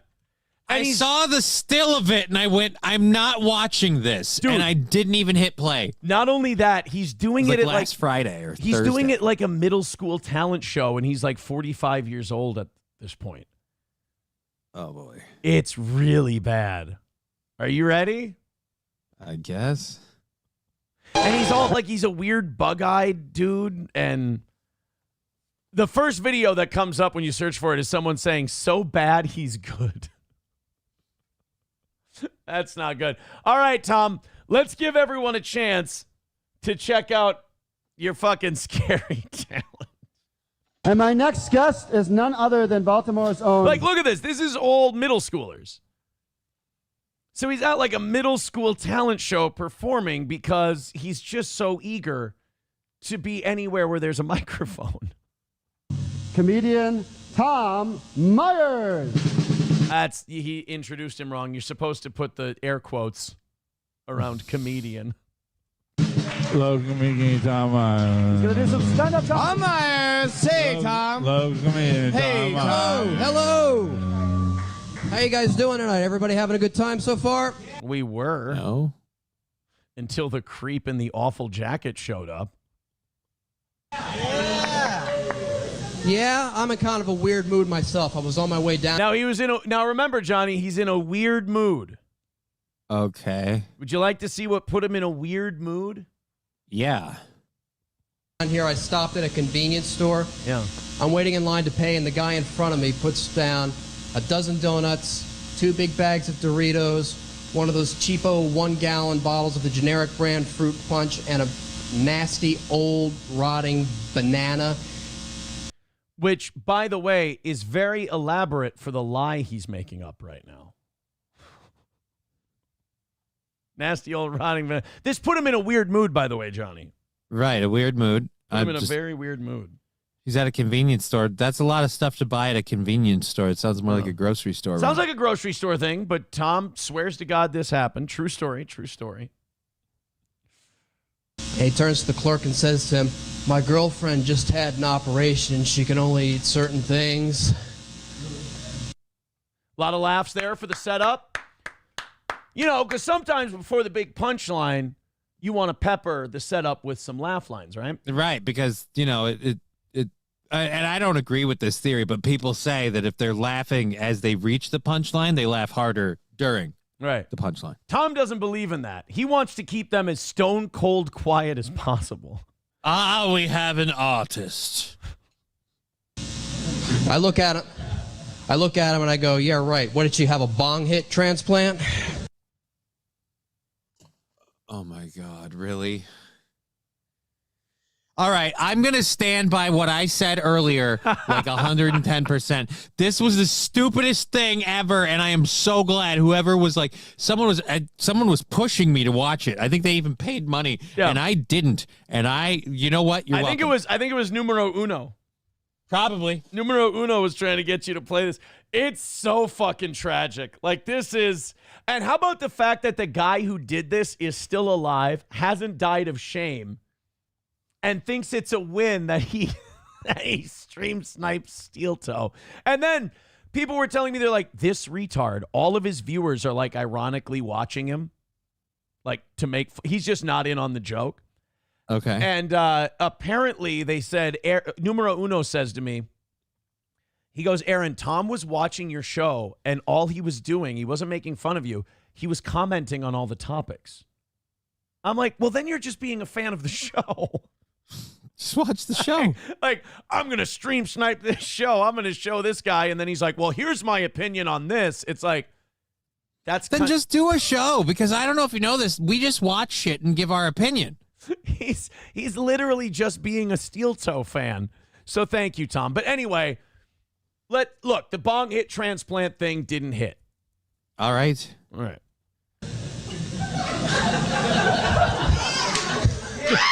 Never good when you can hear individual laughs that are probably from the relatives you brought. Or the one part. That guy's in here right now, isn't he? Oh, shit. Oh. You know, you're usually only supposed to tag a joke after it does well. It's funny, like a real comic does that punchline. He goes, fuck, all right, we got to pull something else out here. Let's move on. Let's get to the next thing. Clearly not a weed crowd. Moving on. Although it's a horrible joke in the setup alone. It's fucking like you went to a convenience store with all of this shit. This whole thing is tragic. Like the janitor's closet they're doing this in, the middle schoolers he's doing it for, the fact that there wasn't a 500-foot rule for him to not do this show. And, like, the joke is, like, the 8th thing wrong with this. And the joke is fucking tragic. It's really bad.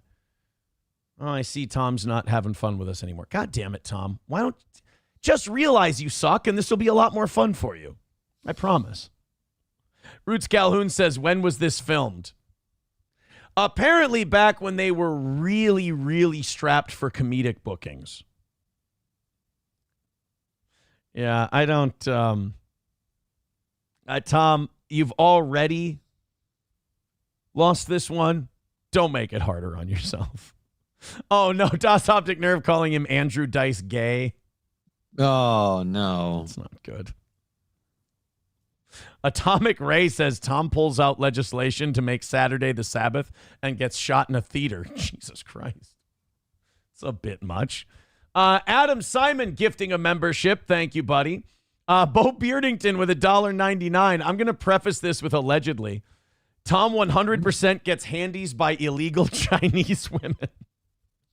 All right, Bo. Allegedly that happens. I mean, I don't know that, but I love the picture Bo Beardington has. Before you jack me off, have you ever heard of a bong hit transplant?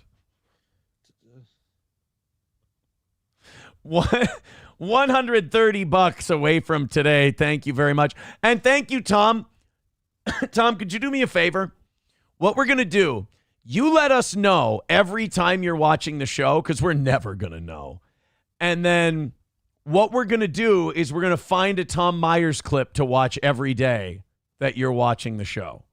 And there's more than that one. If Tom hung in there, he's got more balls than Patrick Melton, because every time Melton's watching somebody and they start goofing on him, he shuts it off right away. He can't hear negative things about himself. It's like kickback from the Red Bar days. So if Tom hung in there, but here's the problem with Tom. Tom probably hung in there and went, they're playing some of my best shit. We'll see. Erica Mitchell with $5 says, what is a bong hit transplant? Oh, a really bad joke. Yeah, it's when a comedian really sucks remarkably hard and he can't come up with a punchline, so he just throws random words together that he thinks stoners might laugh at. Renegger says, you come back tomorrow, Tom. It's on site. Oh, shit, the audience telling Tom that it's on site. Papa Shab says Bill Hicks walked so Tom could crawl. Tom blows. Ryan the Garbage Man says Robin Williams' material after the suicide was better than Tom. Oh, no. Oh. This is like the Royal Rumble of bad hairlines, says Das Optic Nerve. Oh, really? You want to watch Tom compare himself to a policeman? Really? Does he ever remember what he orders at a Denny's? That's actually sadly a better joke than the one we just heard a moment ago. So Tom Myers at one point, I can't even find he might have deleted the clip. Somebody said he's been deleting clips a lot lately because he's been getting because he's so proud of his killer comedy career that he's got to delete the clips. Tom, we read your super chat, sweetie. Then we made fun of you. Oh, poor Tom. I love it. Yeah, Tom did the Nick joke, and it's like, hey, bro, you might be backing the wrong horse there. I don't know if you saw his meltdown yesterday, but the boy's not doing so hot. You might want to, if you want to get at Steel Toe, you got to try something other than the guy I'm really happy that I'm not.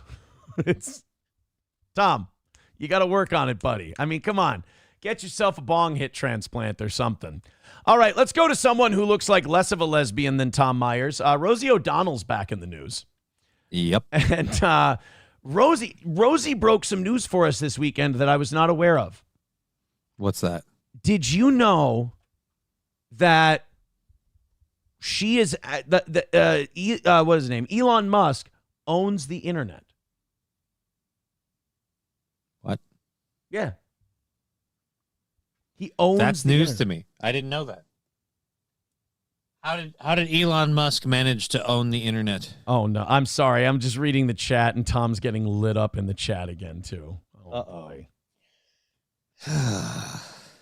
Oh, boy. Tom, sorry for the L we handed you again today, but I will tell you this. I want you to rest assured it is very easy. So at least there's that. And I feel bad for doing it. Like, I feel like I've come down a lot of steps to get to the 8th grade talent show level that Tom's at. I don't. Believe me, Tom, every time I bust you up, I never feel good about it. So take solace in that. Rosie O'Donnell apparently found out that Elon Musk owns the internet, and that's how he rigged the 2024 election. Last time we checked in on Rosie, she's moving to Ireland. She's in Ireland. Oh, she did. Yeah. She's in Ireland. She's Irish now. And look, man, I'll tell you this. I appreciate that. I actually commend her for that, because never do these people threaten to leave the United States and then actually follow through. Yeah. Yeah. And Rosie followed through. Rosie moved. She left the country and she moved somewhere else because she hates Donald Trump that much. So good for her on that. And look, man, I don't mean to fact check her on this one, but I think she might be a little bit off. You know, a lot of people did vote for him. Yes. Do you accept their right to do that and their opinion of him? Now, remember, for the last 4 years, people like Rosie O'Donnell have been saying, why can't these asshole MAGA people just accept the election? Right. Why can't they just accept the results and move on? All right, now here is a golden opportunity. You followed through on the moving to Ireland thing. Mm-hmm. Now we've got a chance. Now you got a chance to even further own Trump and go, yeah, I think it was legit. We lost. What are you going to do? I'm not going to sit here and cry like some kind of Trump supporter. Boom. You got him. Let's see how she handles it. Well, I respect their right to do that. I question why the first time in American history a president has won every swing state. It's not the first time in American history. I mean, she does know that there are multiple presidents in the last 100 years that have won every swing state. Every state but one. I mean, you had Nixon, who won everything, but I think Washington, D.C., and I think Massachusetts or something like that, against McGovern. And then you have Reagan, who won every state but Minnesota against Walter Mondale. So, no, Rosie, it's not the only time. Not only is it not the only time, that is such a fucking lame argument compared to the rest of us going, wait a minute, so we were winning when we went to bed, and then we woke up and all these invisible votes showed up? Yeah, that's hinky. Yeah, you don't get to say that. That's election denial. But if you say that Trump's the only candidate to ever win every swing state, that's just, I mean, everybody knows that. And is also best friends, and his largest donor was a man who owns and runs the internet. Al Gore? I didn't know that he jumped ship. What the She's talking about Elon Musk, who owns and runs the internet. Now, not even close. Check me if I'm wrong here, Sandy. Isn't Twitter like the 8th most popular social media app? Yep. So Elon Musk owns and runs the bottom of one of the bottom of the top 10 social media apps, and that equates to him running the internet. He'd have more control over the world and the internet if he still had PayPal at this point. Right. Yeah, he probably would. But here's the thing, like, you're making the Trump people sound more reasonable by comparison, because their whole thing with the election of 2020 is mail-in ballots. Middle of the night, Joe Biden just sees this surge in votes and he takes the lead and he wins the election. That looks a little weird, and nobody's looked into it ever. All the courts denied the ability for this case to be heard. Rosie O'Donnell goes, well, he won all the swing states and he's best friends with the owner of Twitter. Like, well, none of that suggests any kind of impropriety. Like, you have to provide me you got to provide me some data, some evidence that this guy fucked around with the results. That's other than you being bitter. So let me get this straight. You're saying that guy couldn't have won because somebody else used machines and the internet to skew the results. Well, what are you, the MyPillow salesman? Not only that, how many Democrats before Trump did like Zuckerberg and Bezos and all these other guys endorse? Right. They had the backing of way more of the internet than just Elon Musk. And runs the internet. So I would hope that would be investigated and that we would see whether or not it was an anomaly or something else that happened. We just investigated it for you. Reagan, Nixon, bigger wins than Donald Trump. And Elon Musk owns a shitty social media company that probably loses money. There. I mean, just hear me out. This is my opinion. Maybe you and your friends and your crazy ideas aren't floating anymore, and the rest of us are going in a different direction. Just a possibility. This is someone who had to leave the country because her side was getting that bad. Yeah, it's ass kicked so bad that you had to move, and you're saying you don't think the results were legit. Okay. You know what? Hey, Johnny, let's clear all this up. Let's launch a federal investigation into the 2016, 2020, and 2024 elections for impropriety. I say let's do it. All right, I'm fine with that. Trump's getting investigated twice as much as Biden is, if that's the case. Yep. So let's give it a shot. Rosie O'Donnell says there's something fucked up going on with the 2024 election. You know what I say? Investigate it. Look into it. Release all the files. Let's find out what happened. Let's do it for 2020 and 2016 as well. I agree with Rosie. Let's investigate the validity of all of our elections. This is what I love about the way the left is now. It's like they just keep dog walking themselves into their own punches. Right? It's like they set the pitchfork on the ground and still stepped on it. Yeah, they don't even bury it in leaves and forget where it is. Nope.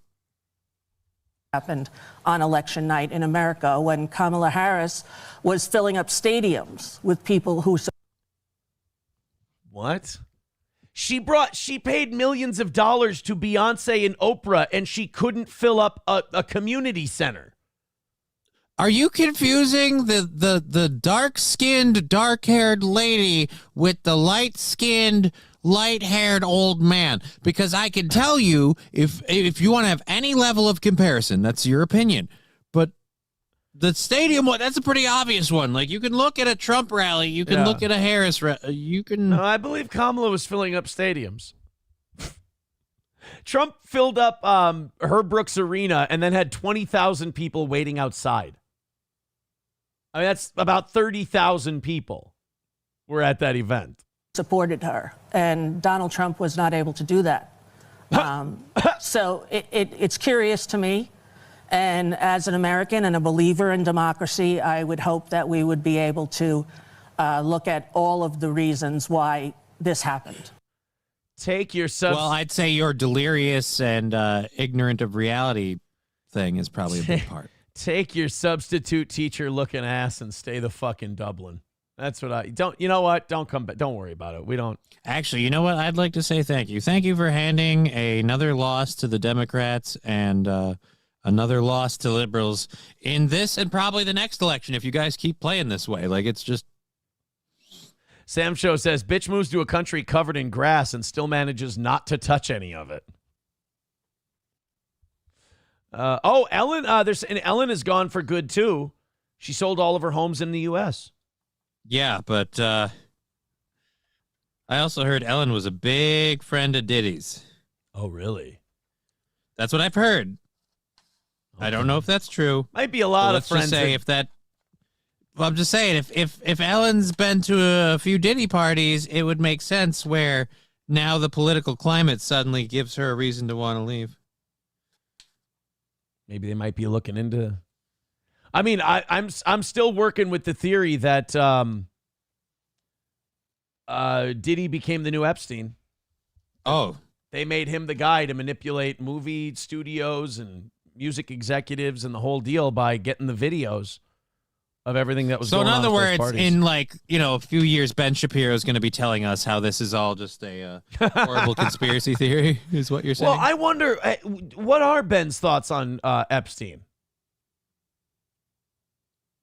I've never listened to Ben Shapiro on the Epstein stuff.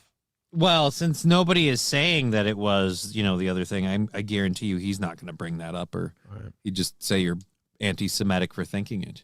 130 away from today's goal. Not bad, guys. Not bad. 130 away. A little bit more. Honestly, you got 30, you got 50 in you in the next couple of minutes. I'm game. I'm good. 130 away from overtime. Let's do it. We've got 6 perfect weeks of steel toe that we're running on right now. 6 straight perfect weeks, which is remarkably impressive. Thank you, guys. Very, very much. Shit, that Rosie thing made me want to check something. And now I've... Epstein and Ben Shapiro's thoughts on Epstein? Because we got to that point? No. It was the Rosie, Diddy... fuck me. Ellen DeGeneres and Diddy was what I was saying. It'll come back. Did you see that? Do you remember the Georgia student who got arrested? And then she went viral because she was all smiley and happy in her mugshot. And then they start interviewing her, and we realize, oh, she's just a stupid, vapid college kid. Here, let me get you caught up. Oh, wait, you're talking about the one who did the tape in the bathroom? Oh, wait, she didn't get arrested. She got reprimanded. No. This is, I think it was DUI. I think she got arrested for a DUI. Yeah, back on March 8th. Excess of maximum limits. No, it was speeding. Okay, that's right. The speeding charge against Lily got dropped. She was arrested March 8th. Well, apparently over the weekend, she got picked up again. Oh, no. And Lily's in trouble again. Let me catch you up with Lily, the University of Georgia student who got picked up and took a smiley glamour shot, mug shot. Why don't we let's see how long into this video, because we watched it on the show on Thursday. You tell me how long it takes you for you to hate her. Okay. Ready? You just yell it out. I was pulled over and the officer, he gave me a ticket and I hate her. Really? Already? I was pulled over and the officer gave me a ticket. Like, dude, fucking screw you. You were pulled over. The officer gave you a ticket. That's life. The fact that we're making a video about this, who the fuck cares? You are really not an I can fix her guy. You're just like, you hate her right off the bat. Jesus, I'm supposed to be the misogynist of the bunch, and I'm sitting here. I'm watching this for a second time. I've dealt with too many of this type. I had 3 sisters growing up. I'm sorry. I know you. Fuck off. Okay.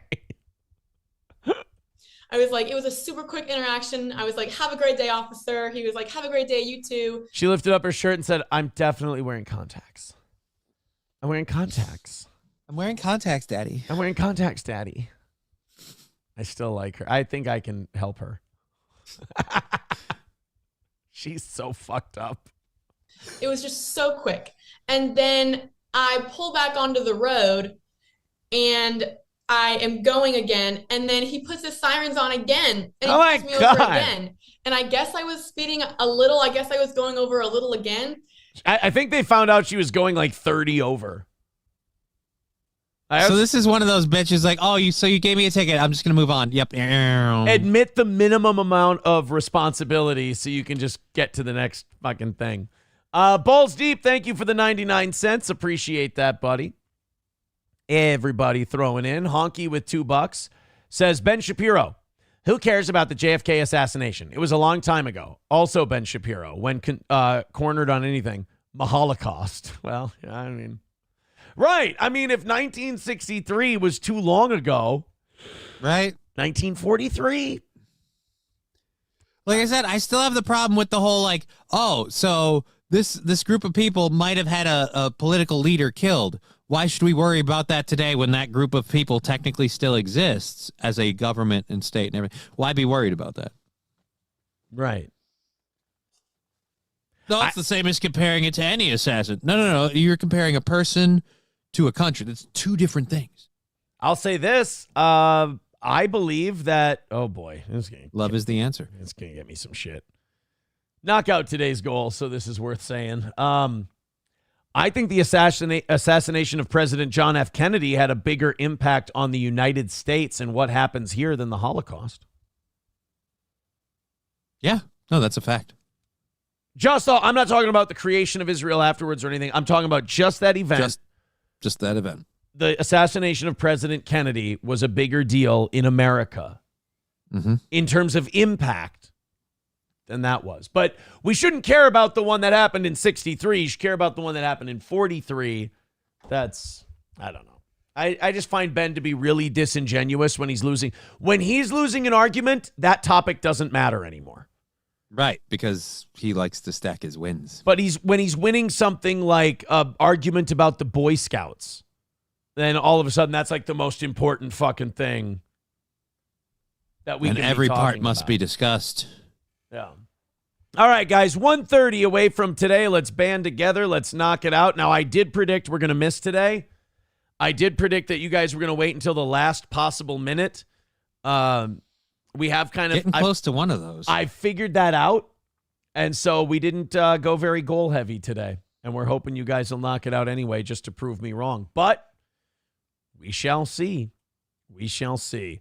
A coach has been fired in upstate New York. He's the coach of a high school girls basketball team. Why was he fired? Well, he's caught on camera pulling one of his players' hair on the bench. I don't know if this is something that would have got a coach fired, say, like 15 years ago. But it was certainly enough to get this guy shit canned. Let's check this out. You guys tell me what you think. Seniors for an outstanding career. Congratulations. Okay. As well to Coach Zulo, came out of retirement to coach this Falcons team. 2 state championship appearances in 2 seasons. I think that's pretty good, Tim. The big question is an outstanding. So he's an old fuck. And they brought him out of retirement to coach the girls basketball team. And he's apparently taken them to the state tournament 2 years in a row since they brought him back. And so he's like an old school, old-timey, no-nonsense coach. And I'm sorry, but back in his day, they did this. Yeah. Back in this day, you weren't allowed to have your feels while you're on the court. Save that shit for after. Quit being a pussy. I mean, don't get me wrong. In 2025, yeah, you got to go. Like, this is, by our standards today, this is a fireable offense. You can't do this. But if you want to stick to those standards, this is what happens when a school values going to the state tournament over having a respectable program. If your whole thing is win, win, win, win, win, then yeah, bring this guy in. But he's going to do some old school kind of misogynistic shit. Are you ready to deal with that? And they weren't. Because, I mean, you can't yank a kid. Like, even if that was a boys basketball coach, they'd probably still fire him. If you grabbed his hair and pulled him backwards. Yeah, people are going to bitch about that. Zulo came out of retirement to coach this Falcons team. 2 state championship appearances. And he's still trying to go talk to her. Yeah. And now he's yelling at everybody. Now all the players are like, yo, coach, like, chill the fuck out. And he's like, listen, you little bitches. Where can we get... What are you, on the rag? Let's do this thing. Yeah. Where can we get one of those trans kids? I hear they can play the post. Hey. So he's an 81-year-old. So like in his heyday, it was the early 80s. And yeah, they barely even had girls basketball back then. And the boys were sodomizing each other back then. It's just a hazing ritual. I mean, up until the 2000-somethings, they were still shoving broomsticks in their ass in Eden Valley Watkins. So who knows? And Aaron would know. I would, because I was covering the team. I mean, like, I was there playing. Look, if you guys can't take it, I will. I'll cover the whole team. When I was doing play-by-play for Litchfield back then, I was the guy who did play-by-play for the Eden Valley Watkins games. Mm-hmm. And their football team had a hazing scandal, and somebody got broomsticked. Broomstuck? Did you cover it from the inside or the outside? I didn't know about it until the news came out with it. So you came in after you got behind it. I just called the games. Balls and strikes. That's all I call it. One of the players that I covered ended up being a professional prize fighter, Joe James. He was a receiver on the football team, became a professional fighter. You've been broomstruck. Sorry, it's not. Joe James box rack. He had a fight not too long ago. I wonder how old Joe is doing. Is this? Yeah, Joe.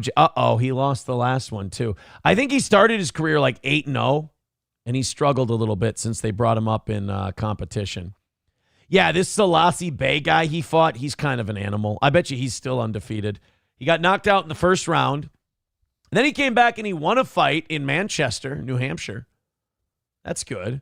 And then he got knocked out by this David Smith guy back in October. Well, fuck. How's this Selassie Bay doing? Because I saw that fight. He looks, oh, shit, he lost.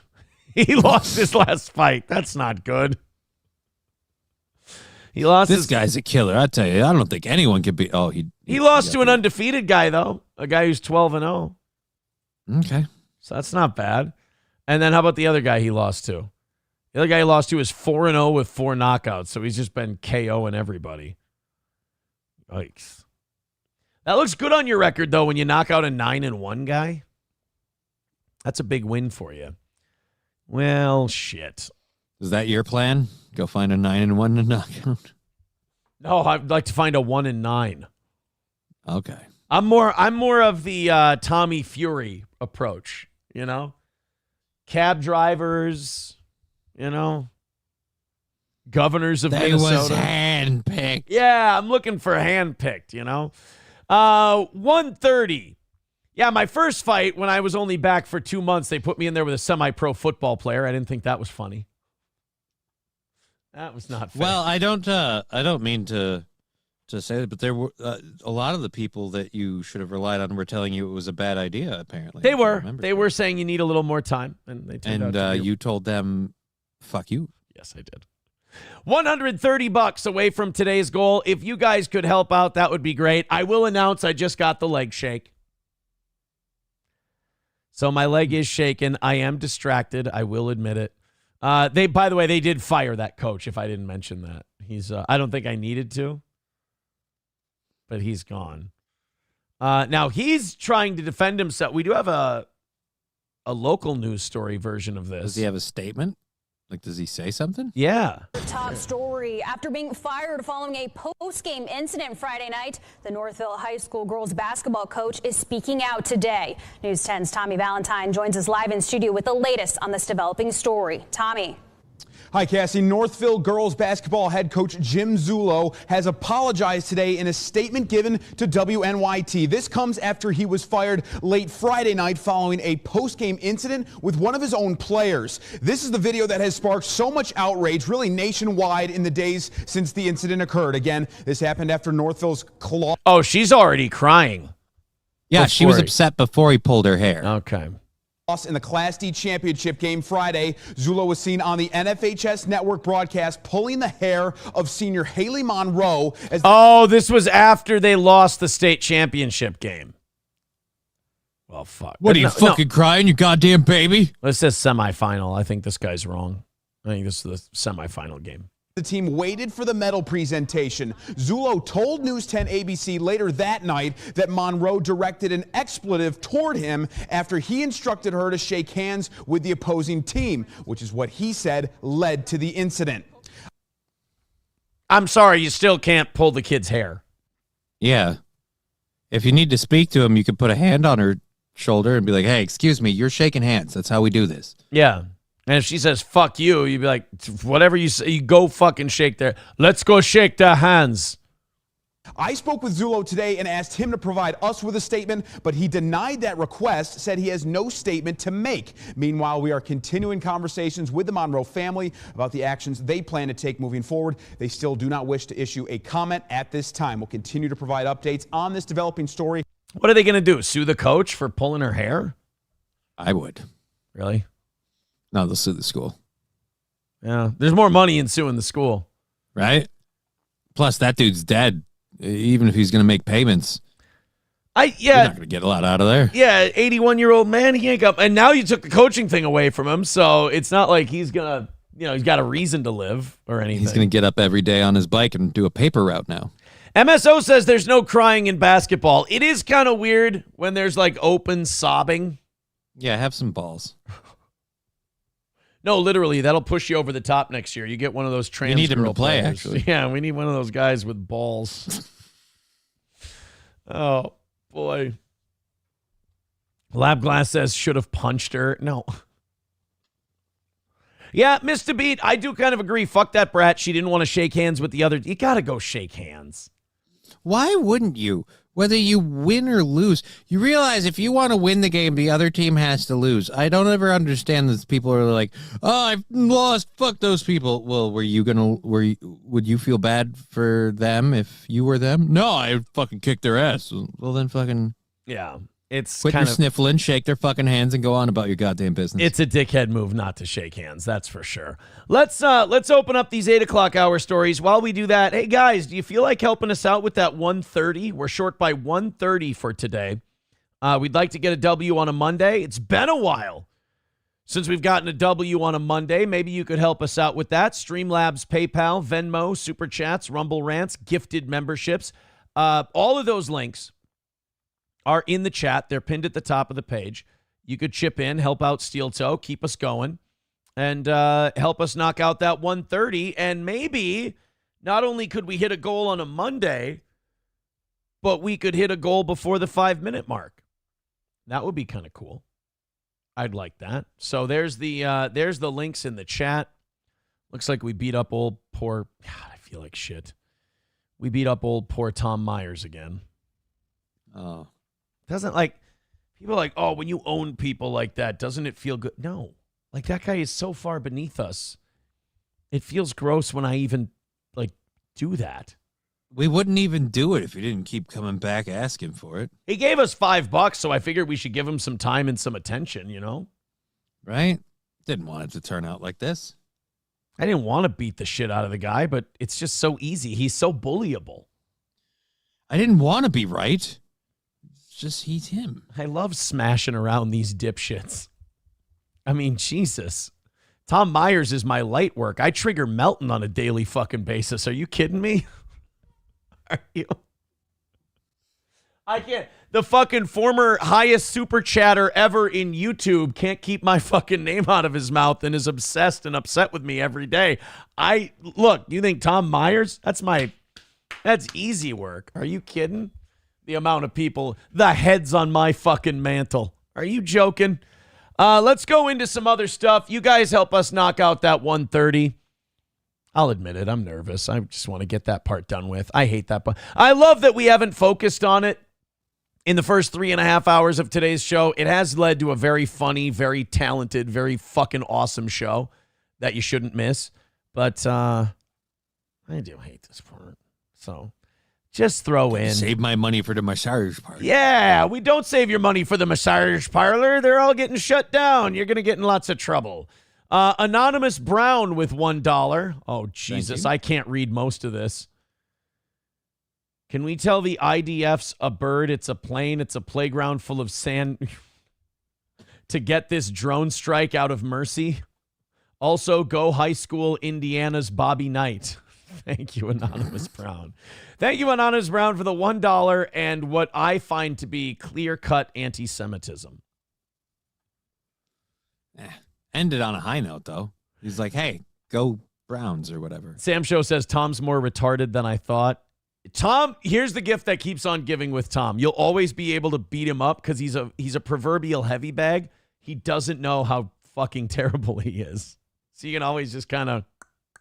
Like, even when he's watching us, the people who are watching him are making fun of him, and he's just being a fan of our show. He's even bad at that part. So it's kind of fun to just always bring up Tom and go, yeah, retard, dork, nerd. It's fun. And watching him, like, us begging for money is bad. Begging me for validation and relevance is even worse. Right. And the best part is so many people are like, can you believe this guy begs for money? Like, yeah, but you want his attention. Right. So You let's want not pretend to be above. You're clout chasing the beg for money guy. Just remember that. Linda McMahon was making the rounds on news yesterday. You know, I've always kind of felt for Linda McMahon in a way because she gets made the education secretary. She gets to be in the cabinet, which is really, really cool. But it's the cabinet position that Trump has vowed to destroy and end and be done with. Like, he's making Linda McMahon the last ever education secretary. So it's kind of cool. Like, you're in the cabinet, but it's also like, oh, by the way, I'm going to kill the thing you run. It's like Jim Carrey in what's the movie Fun with Dick and Jane? Yeah. Where they make Jim Carrey the spokesman of the company because they know they're going to flatten the thing. And he's going to be left holding the bag. This is Linda McMahon talking about that executive order last week that Trump signed to... It wasn't to end the Department of Education because only Congress can do that. But it severely defunded and took away a lot of responsibility of the Department of Education. And a lot of people are worried about this. They're saying, oh, my God, what's this going to do? You got all these things that the Department of Education does that they're not going to do anymore. Well, Education Secretary Linda McMahon let us know that the Department of Education is so fucking useless that you can actually just take the shit they do and move it to other departments. This is her on State of the Union yesterday. I think the president was very clear. The outward-facing programs that are going to be affecting students there's not going to be any defunding for those programs. When he talked about student loans, that would be going to the Small Business Administration.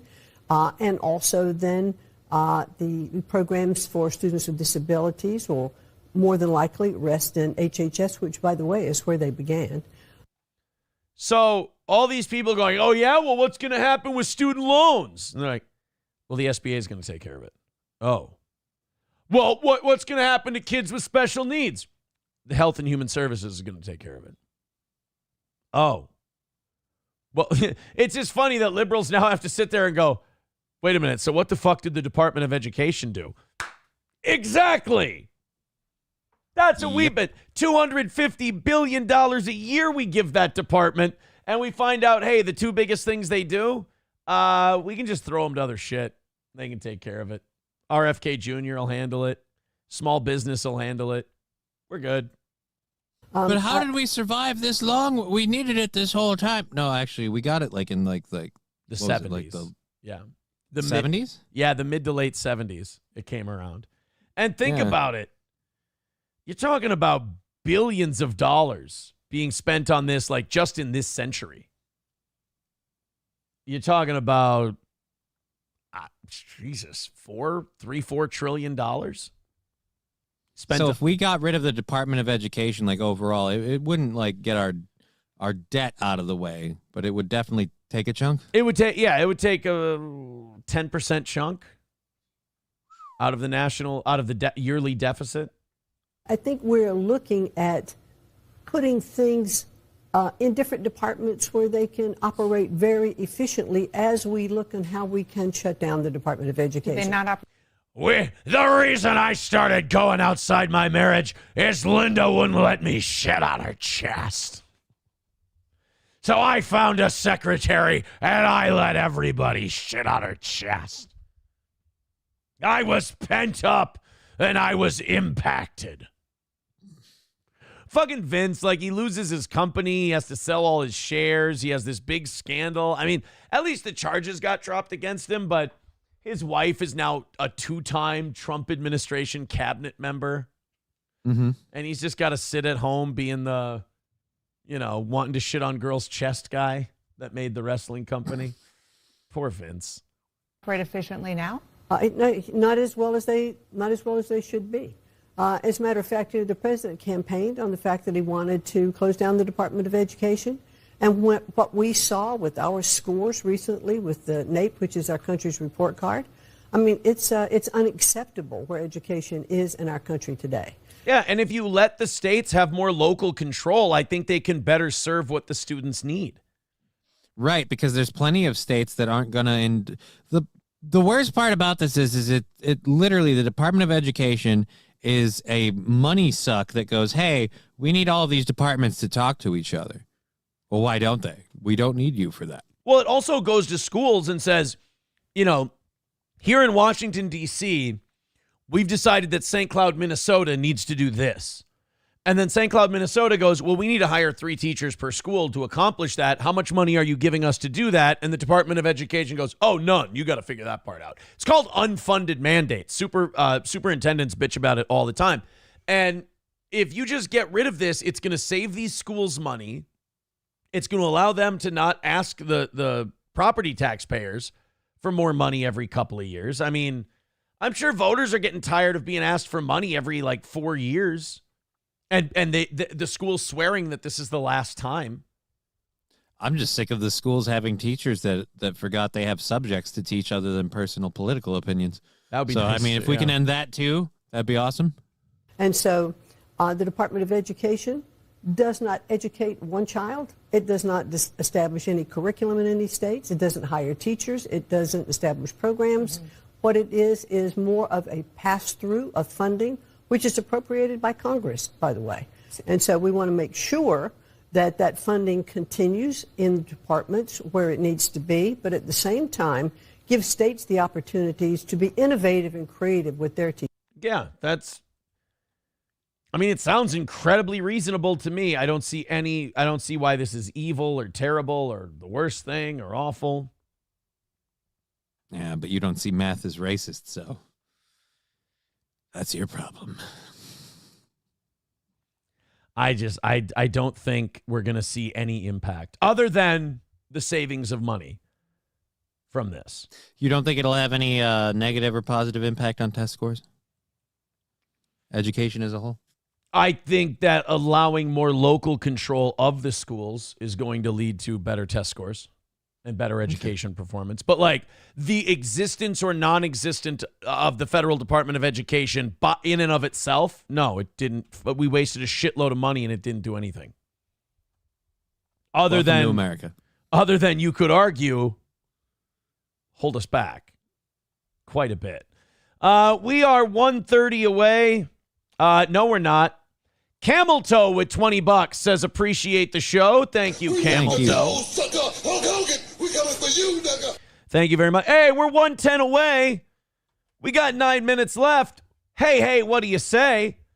110 left to go. Very minimal asking for money today. I think if we finish it up in this last 5 minutes, that would be a hell of a way to win today, guys.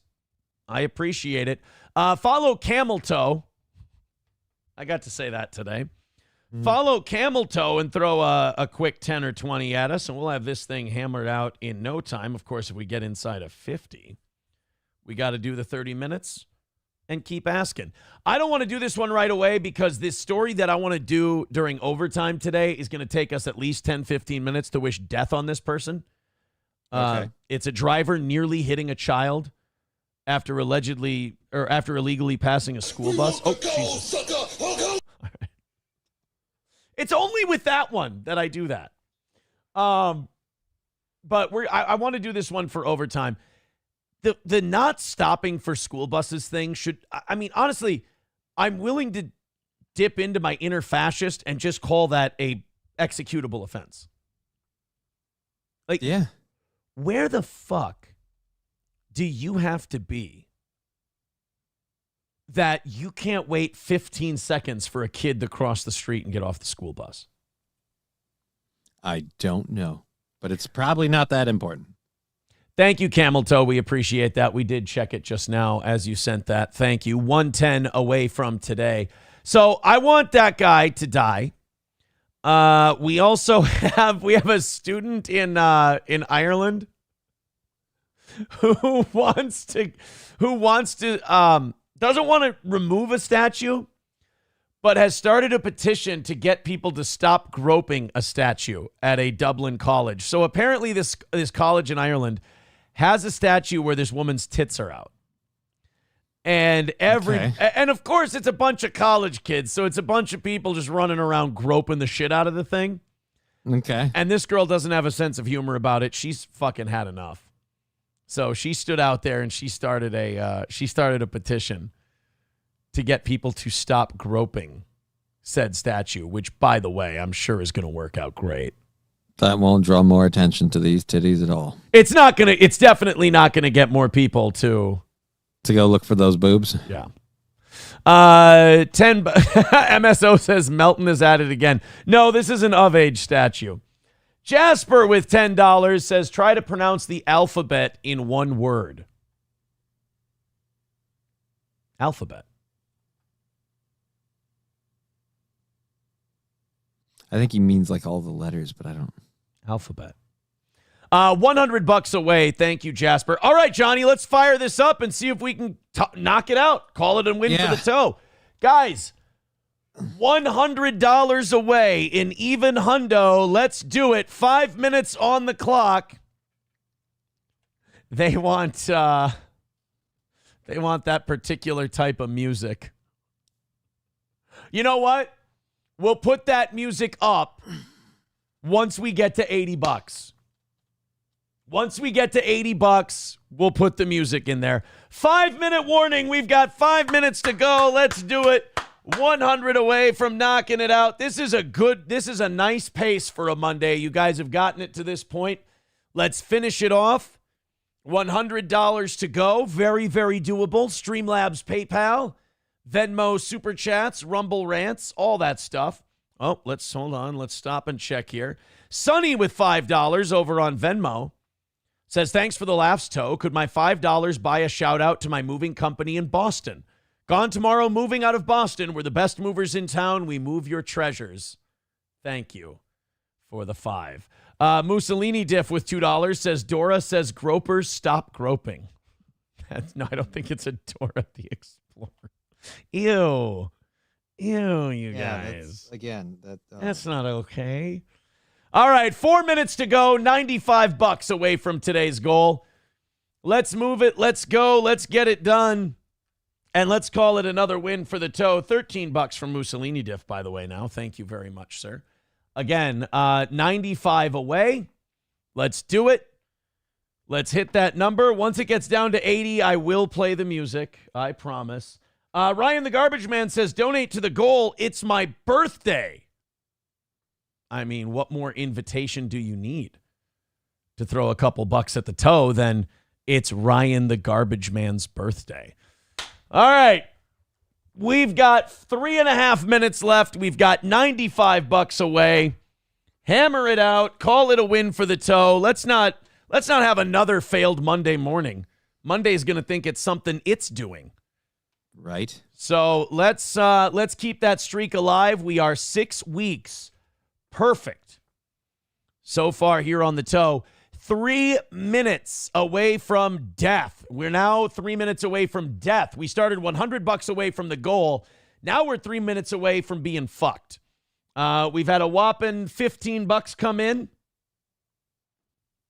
Optic Nerve says this show's going to end like the landing craft scene in Saving Private Ryan. 2.5 minutes left to go.